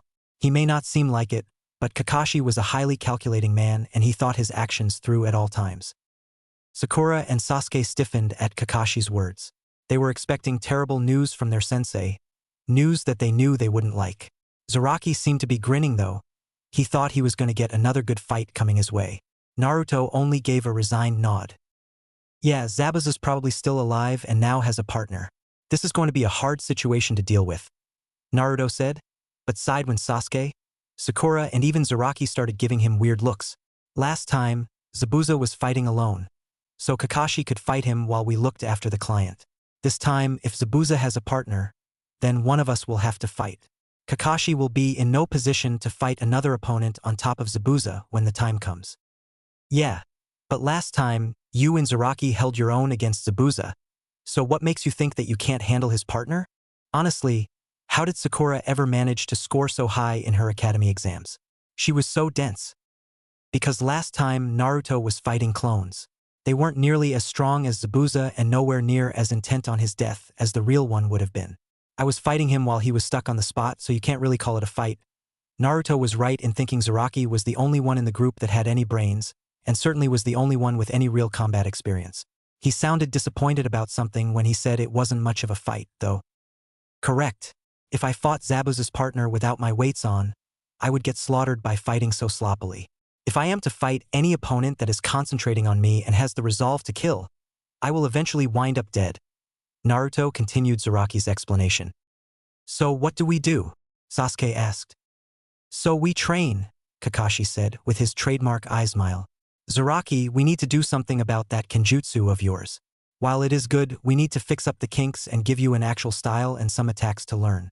Sasuke, Sakura, the best I can do for the two of you right now is teach you better chakra control so that you are ready for future jutsu I will be teaching you. As for you Naruto, we need to do something about that taijutsu of yours. Don't worry about me, Kakashi. Go train your students. I am not your liability. Naruto replied, standing up to walk away. Besides, if what I am about to train in works out, I can probably beat Guy in a pure taijutsu fight, provided he doesn't use the 8 gates on me. Besides, I doubt you have enough knowledge on my bloodline to train me. Kakashi's visible eye widened at the insinuation. A mere genin beating Meito Guy at taijutsu? Preposterous. Kakashi knew firsthand just how monstrous that man's strength was. Even among the Jounin, he was considered in a league of his own when it came down to taijutsu, just like Kakashi was revered for his skill in ninjutsu. It was his last comment that made him curious, though. Naruto had a bloodline limit? One that Kakashi couldn't help him with? Now that was funny. Kakashi was probably the one with the highest chance of being any help with a bloodline, considering he had one of his own. You mean that fire jutsu you showed off in the academy? Sasuke asked scathingly. He was still annoyed about the other boy not teaching him such a powerful technique, one that could help him beat Itachi. No, the Azure Dragon's Wrath wasn't a bloodline limit, just a jutsu from my clan.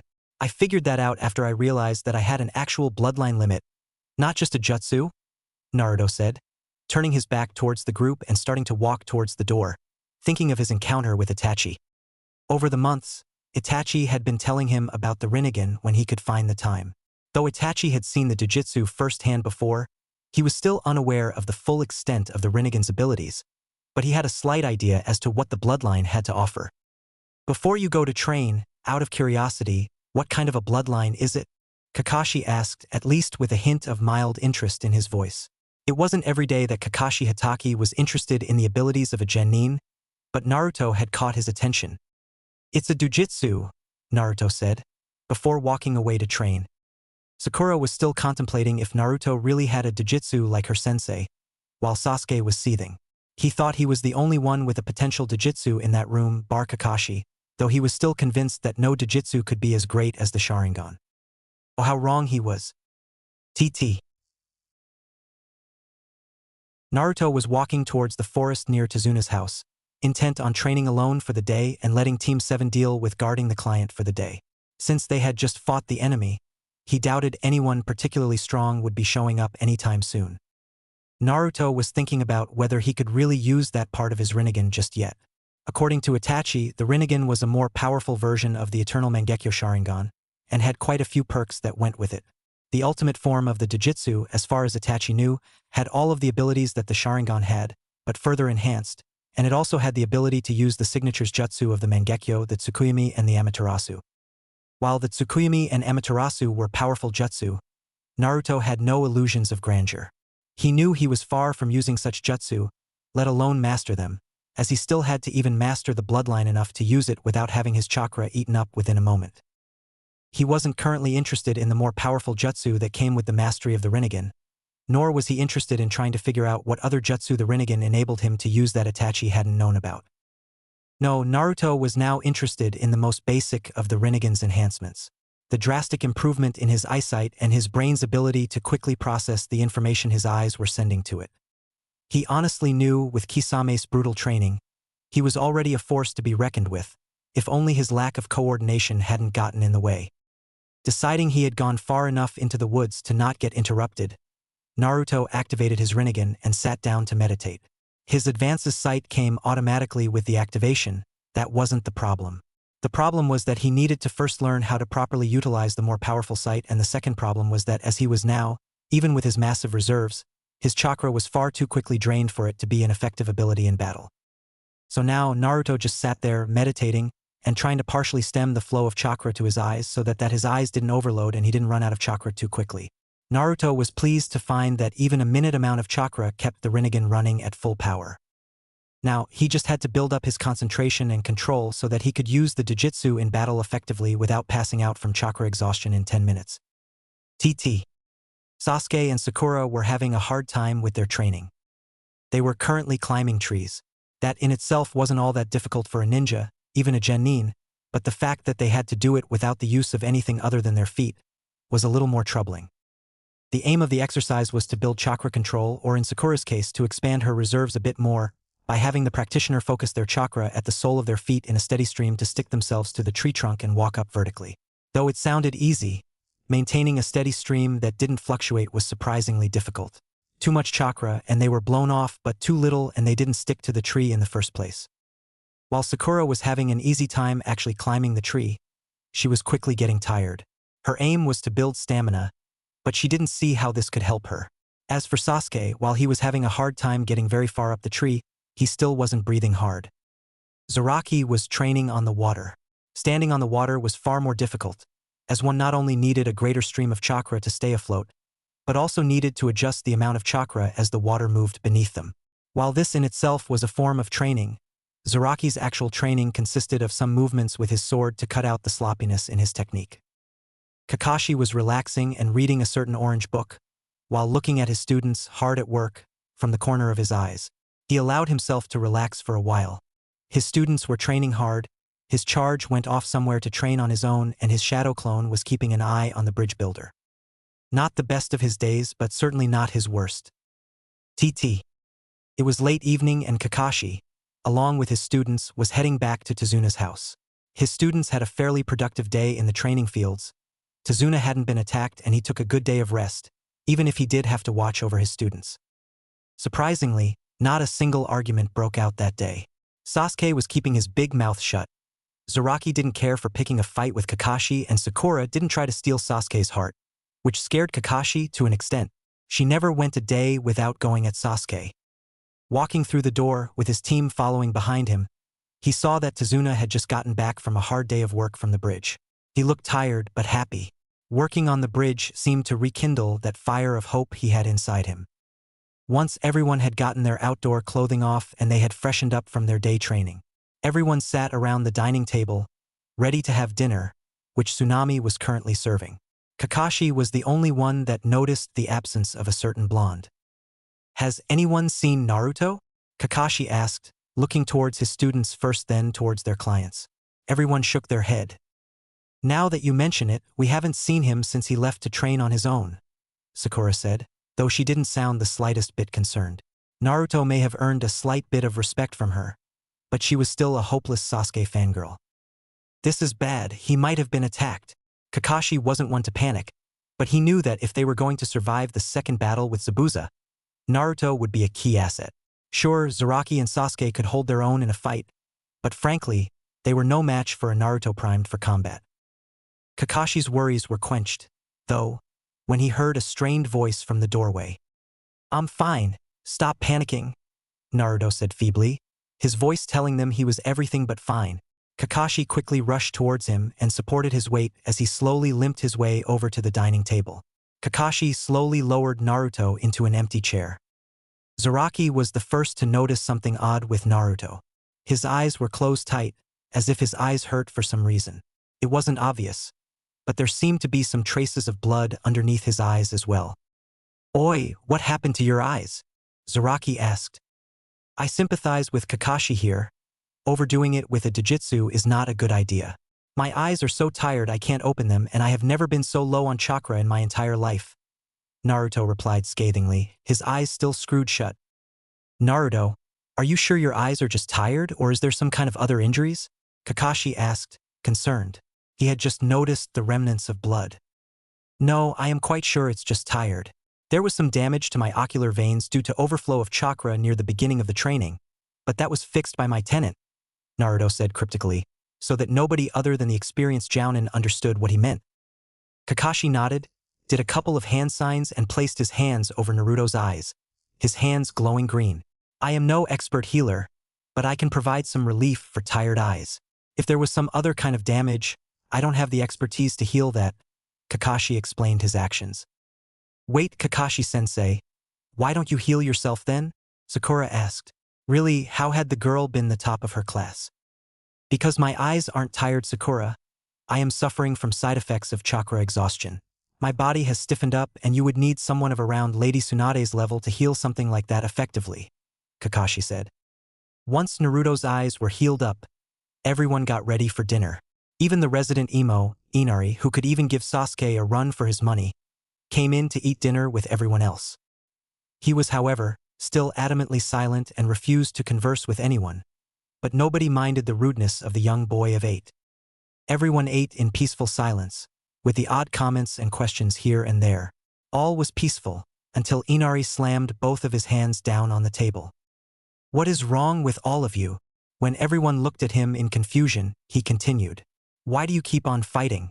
Are you all suicidal? Can't you see Gato is too strong?" Inari was shouting as loudly as his vocal cords would allow. "What makes you think Gato is strong enough to beat us?" Naruto asked, curious. The boy seemed to have a look in his eyes that Naruto was very familiar with. A look he himself had in his own eyes in his younger days, though Naruto's eyes had looked far more weary than Inari's. "Stop playing hero. There are no heroes in this world. Gato is rich and he's strong. He'll kill you all," Inari wailed, starting to rival a certain Haruno in volume. Tsunami decided to step in and help out her son. "You'll have to forgive him. He lost his father and Gato's reign has been particularly hard on him." Though she was defending her son, her voice held an underlying tone of warning, directed towards Inari. Inari, however, didn't catch the warning and decided to continue on his rant. "You don't know how hard life can be for some of us. All of you have parents, people that look after you. You live in a rich village and play with your friends, have good food to eat whenever you want. What right do you have to interfere with our lives?" Zaraki had had enough crap out of the boy, He stood wordlessly and took the sheathed nodachi in one hand. He quickly drew the blade and aimed to behead the brat in front of him. An inch away from his target's neck, Zaraki found that he couldn't move his arm. Looking at his forearm, he saw Naruto's hand holding it in place. "Why'd you stop me, Naruto?" Zaraki asked, only to receive a shake of the head from the blonde. With a grimace, he put his blade back into the sheath. "You of all people have more than enough reason to beat the brat to oblivion." Zaraki's comment raised a few eyebrows, Naruto's included. "Leave the poor boy alone, he obviously has had a hard time," Naruto said sympathetically, letting the boy get away with unknowingly insulting Naruto in the most terrible way possible. He really was getting soft. "Zaraki, while we are on the subject, just how do you know about me having more than enough reason to kill the boy for his statements? You aren't the only one that had to live on the streets after getting kicked out of the orphanage. I got kicked out a couple years after you did," Zaraki explained, much to everyone else's surprise. "Both Naruto and Zaraki were thrown out of the orphanage? I saw you on the streets a couple times, but we never actually met." "That explains things," Naruto said. "Just because you got kicked out of an orphanage, you think you had a hard life." Inari obviously wasn't getting the message that his life wasn't, I repeat, was not, hard in comparison to the ninja in front of him. Well, he was only 8 and he was traumatized. Much to everyone's confusion, Naruto and Zaraki burst out laughing. They continued to laugh for a minute or two, rolling around on the floor and cracking up like they just heard the best joke in years. What was said in that dining room would leave Inari, Tazuna, Tsunami, and Sakura scarred for the entirety of their lives. There were many surprises in store for the group that night, one of which was Sasuke being the first to start the storytelling. "Tell me, kid, why do you think your life is hard?" Sasuke asked, knowing full well what he was going to say. "My father, my hero, was killed in front of my eyes. He only tried to help the village, but he was murdered because of it," Inari shouted. He definitely wasn't getting the message that it was about time he stopped. He ignored the warning looks of his mother and grandfather. "So you think your life has been hard just because your village is poor and that your father was killed in front of your eyes?" Sasuke asked for confirmation, and getting it in the form of a nod. "Think about this.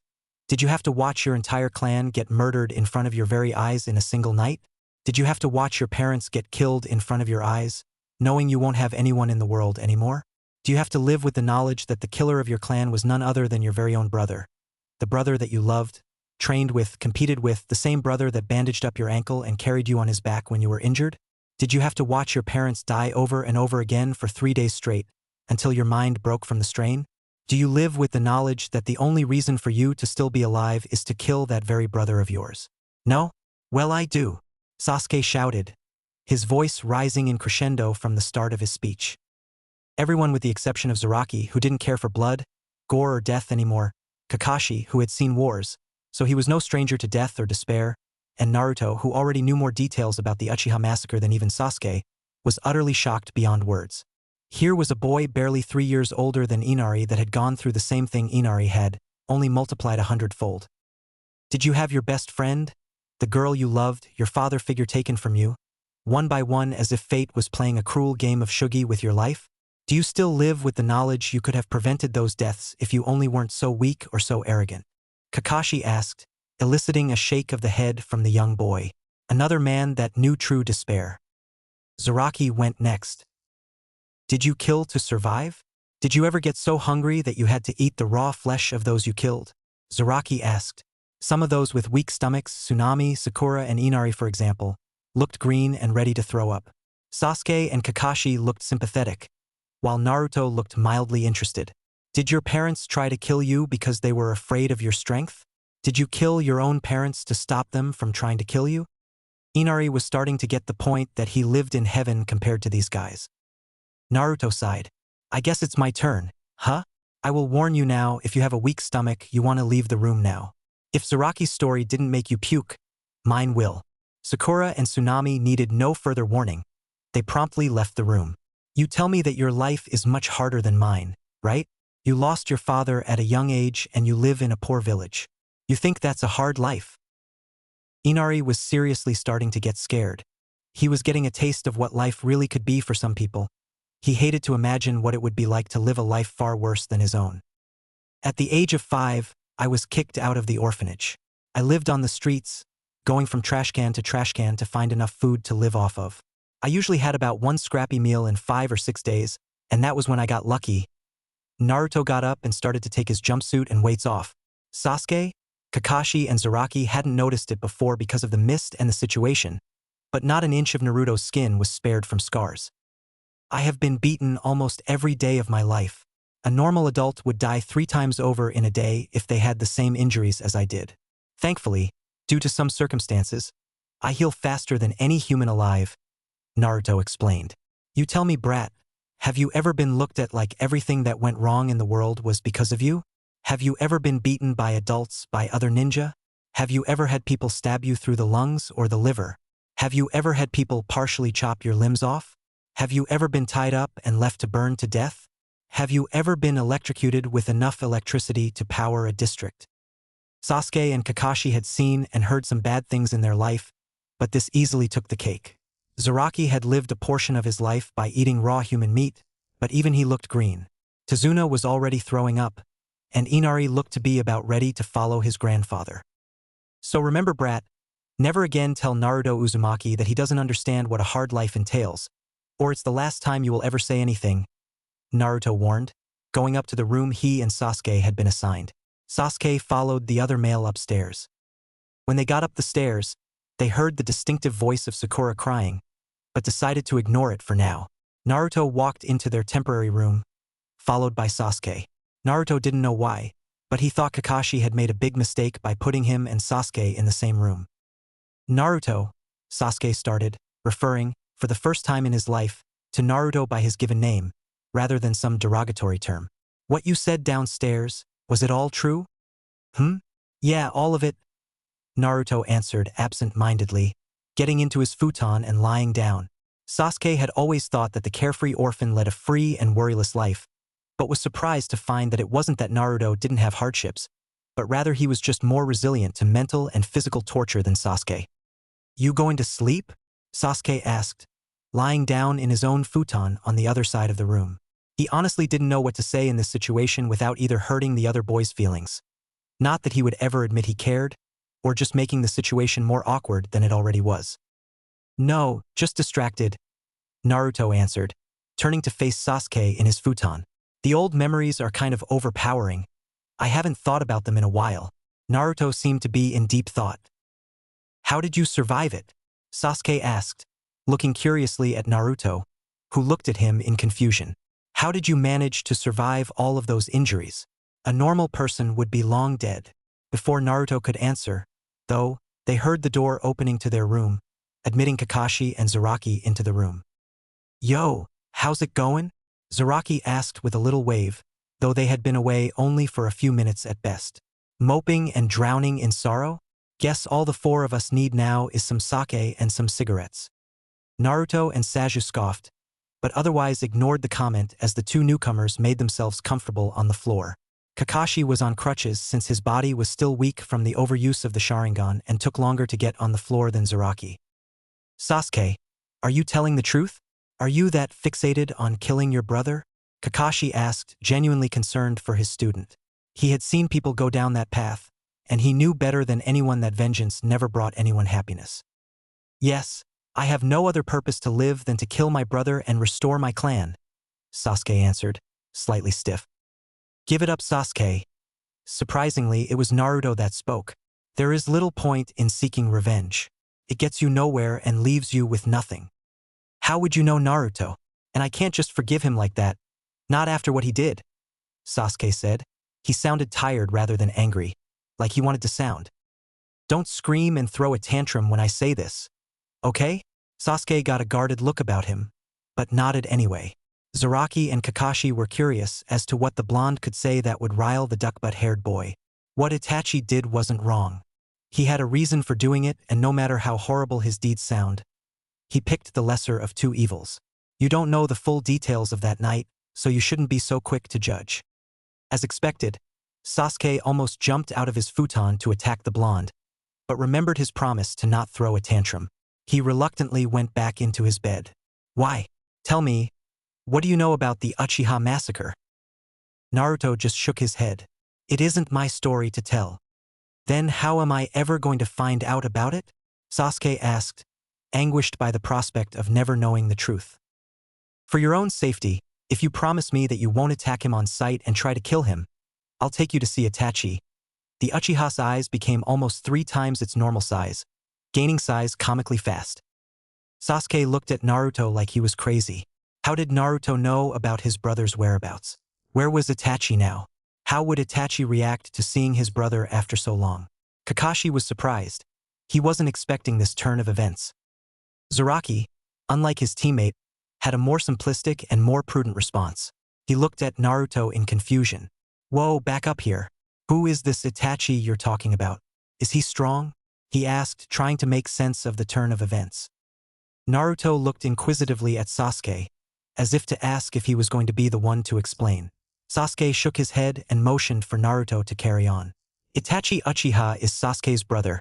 He was a genius, even among the Uchiha, and swiftly rose through the village's ranks. He was an ANBU captain by the age of 13. A couple of years ago, he killed the entire Uchiha clan in a night and ran away from the village. The only one left from that night is Sasuke? Naruto explained. Then, remembering he hadn't answered the other boy's question, continued, yes, he is strong. No single ninja kills the most powerful clan in Hidden Leaf in a single night on their own by being weak. Zaraki nodded his head, indicating that he understood the events. Naruto, how do you know the whereabouts of Itachi? Kakashi asked, legitimately curious as to how the boy came to know about such sensitive information. The village had been seeking that information for the last 2 years in an attempt to find the teenager that had weakened their village to such an extent. That is a secret that I can't tell you about just yet, Naruto replied, grinning madly at the look Kakashi gave him because of the answer. It's about time that we get to bed. Kakashi, Zaraki, we will see you next morning. Kakashi and Zaraki got up from their spots on the floor, Kakashi again getting up slower due to his stiff body, and promptly left the room in silence. Sasuke and Naruto lay there for a while, not talking or doing anything, trying to go to sleep. Naruto tossed and turned, but the memories of his past just wouldn't leave him. He was trying his best to just push the memories away and forget them, but the harder he tried, the more the memories taunted him. Naruto, you still awake? Sasuke asked from the other side of the now dark room. He heard the tossing and turning, so he was pretty sure Naruto was either having a terrible nightmare and needed to be woken up, or was still awake. Still, he was satisfied to hear a grunt coming from Naruto, signifying that he was indeed awake. You haven't told me. How did you survive the torture? Depends. Can I trust you with S-rank secrets? Naruto asked. Sasuke sat up bolt upright and looked at him incredulously. What was he talking about? S-rank secrets? Those were all punishable by death. How did Naruto come across such a thing? You can trust me. I don't plan on leaving the village anytime soon. But isn't the revelation of any S-rank secret punishable by death? Both of us will get killed if they find out about this. Sasuke sounded slightly panicked. Only slightly. No, it's fine. I am exempt from the execution since the secret and the subsequent rule banning it from being spoken is for my safety. Thus I am allowed to tell anyone I deem worthy.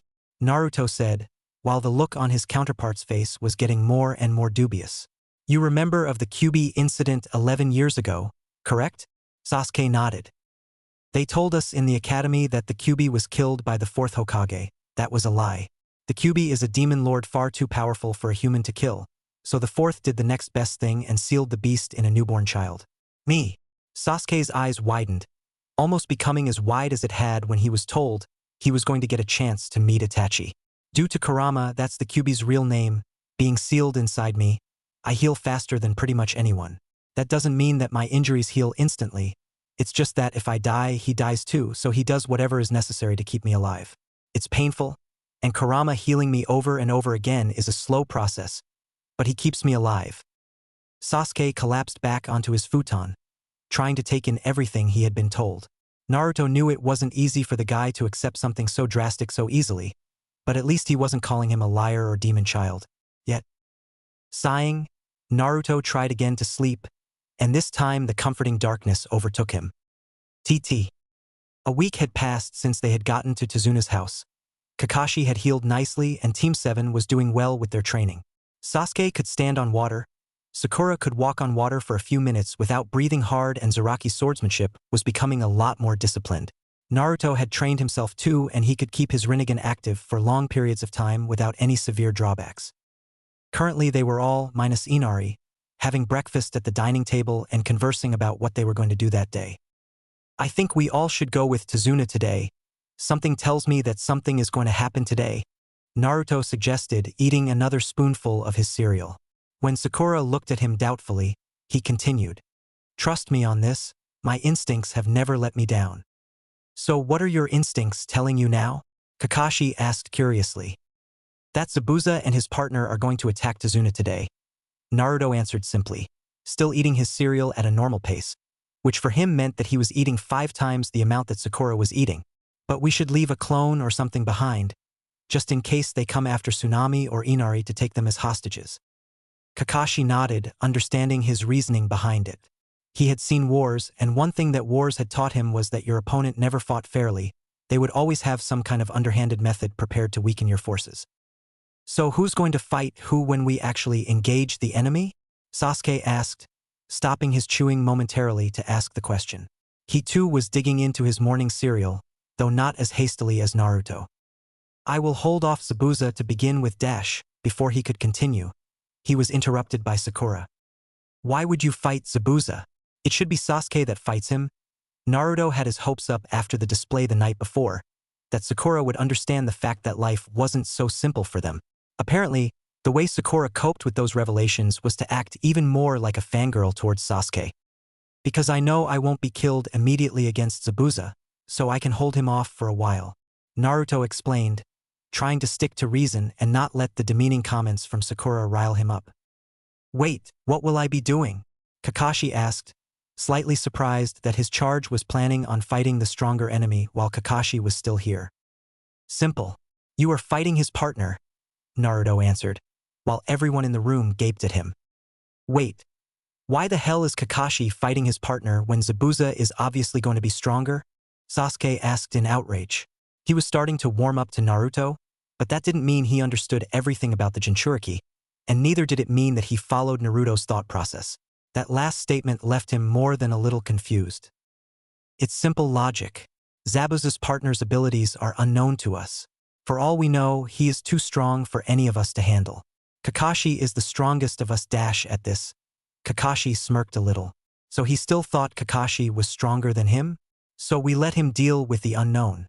If we find that the partner isn't all that strong, then Zaraki and Sasuke can double-team him while me and Kakashi take out Zabuza. Sakura is the weakest of us, so she protects Tazuna at all times and doesn't interfere in the fighting." "I see. I should have thought something this basic up myself. But credit where it's due. It's a pretty solid plan," Kakashi complimented, eliciting a shake of the head from Naruto. Kakashi looked at him questioningly. "It's not solid. It has one major flaw." Naruto stopped eating for a moment and held up his index finger. "What if there is a large enemy force other than just Zabuza and his partner?" "Stop thinking so much. We will figure something out when we fight," Zaraki interrupted, and everyone went back to their breakfast, not talking to anyone around them. The group walked towards the unfinished bridge in a loose formation, with Zaraki and Sasuke at the front, Sakura and Naruto on either side of Tazuna, and Kakashi right behind the client. They had decided to take Naruto's advice and follow the bridge builder to work, leaving only a few clones behind to protect his family. Naruto was on edge, and like every other time that he was in a situation like this, Kurama started to grumble. "Brat, for the last time, quit your shivering," Kurama shouted in his mind, making his head hurt a little. Normally, his head only started hurting if he talked to Kurama for a prolonged period of time or if the demon lord felt like screaming at his container. "I'm not shivering, just thinking about the possibilities. I have to hold Zabuza back. What if I wind up dead?" Naruto thought back, still not calming down. Either the people around him didn't notice him getting so wound up or, in Kakashi's case, decided to ignore the nervousness. "Don't worry, brat. I don't think anyone can actually kill you. Remember, I healed you from a punctured lung and heart before, though it was painful for you, brat, and it took a long time to properly heal," Kurama thought back, trying to pacify the Jinchuriki. "So you can heal a decapitated head? That might be a problem." "Thanks, that really helps," Naruto mentally answered. Seeing the bridge come into view, he cut the mental link. Something wasn't right about the bridge. Wave Country was a coastal country, so the swirling mist was ever present, but the mist around the bridge was way too thick to be natural. There also seemed to be pained groans and sounds of metal slashing through flesh being emitted from the village. The ninja had no time to ponder this. However, as Zabuza and a masked hunter Nin came into view, walking side by side out of the mist, Zabuza's kubikirabocho was strapped to his back. He still wore camo trousers and no shirt, with a harness for his sword going around both shoulders and one side of his stomach. The hunter Nin was wearing more clothes. Other than the mask, he was wearing a light blue kimono, with pink flowers dotted here and there, along with gray trousers that came up to his shins, secured around his shins with ninja wraps to prevent any snagging. They walked slowly, leisurely, as if they had all the time in the world to complete their missions, which gave Naruto the chance to take off his jacket and remove his weights. He would have taken them off before they set out, seeing as they were going in prepared to fight, but truthfully he had forgotten to. Nodding towards his companions, Kakashi darted towards Zabuza's partner, only to be intercepted by Zabuza himself. "Your fight is with me, Kakashi. Don't worry, I'm sure that blonde student of yours can keep Haku company." Zabuza's grating voice was grating his nerves. This was not going according to plan. "Sorry to disappoint you, but I am not Kakashi's student. My teacher is a former teammate of yours, shall we say," Naruto said, walking behind Kakashi with his hands behind his back. Sasuke and Sakura looked to where Naruto was supposed to have been standing and wondered how on earth the blonde had gotten to Kakashi that quickly. Zabuza was intrigued, but he felt a trap of some sorts coming. He knew the orange-wearing menace wasn't an idiot, and neither did he say anything to the enemy without a reason, so the likelihood of him just making conversation was low. But still, Zabuza allowed himself to be baited. "Who are you talking about, boy?" "Hook. I'll tell you, if you fight me," Naruto answered, not wavering in the tiniest bit as he glared into Zabuza's eyes. "It should be fun to test myself out against a ninja as strong as you. Why not fight Haku instead? If you are an apprentice, then shouldn't you fight an apprentice yourself?" Zabuza asked, trying to outwit Naruto. He really didn't want his precious apprentice going at it against someone as strong as Kakashi. "Are you sure you want to test out your apprentice against the apprentice of Kisame Hashigaki?" Line. Zabuza's eyes widened. It had been years since he last heard that name, and he wasn't liking his options now that he had heard it. On one hand, he could let his apprentice fight copy Ninja Kakashi, someone with abilities on par with himself, or let him fight against the apprentice of Kisame, who had unknown abilities. "All right, fine. I can't just let Kisame-senpai's apprentice just roam around like he wants. Sinker." Kakashi looked at Naruto like he grew a dozen extra heads. How had Naruto just manipulated Zabuza into fighting him with mere words, when Kakashi was already sweating at the prospect of their battle plan going awry? Kakashi hadn't even been considering any ways of trapping Zabuza. Kakashi sighed slightly. He really was getting soft. "Kakashi, the fake hunter Nin is all yours." With that, Naruto was away at Zabuza, throwing a few shuriken and running off a little ways to get some space. He really didn't want Sasuke or Kakashi to see his Rinnegan. It would be a massive pain to answer all the questions, and he would rather keep his bloodline secret until the Chunin exams were done with. Kakashi gave the fake hunter Nin one look and activated his Sharingan. The fight was on.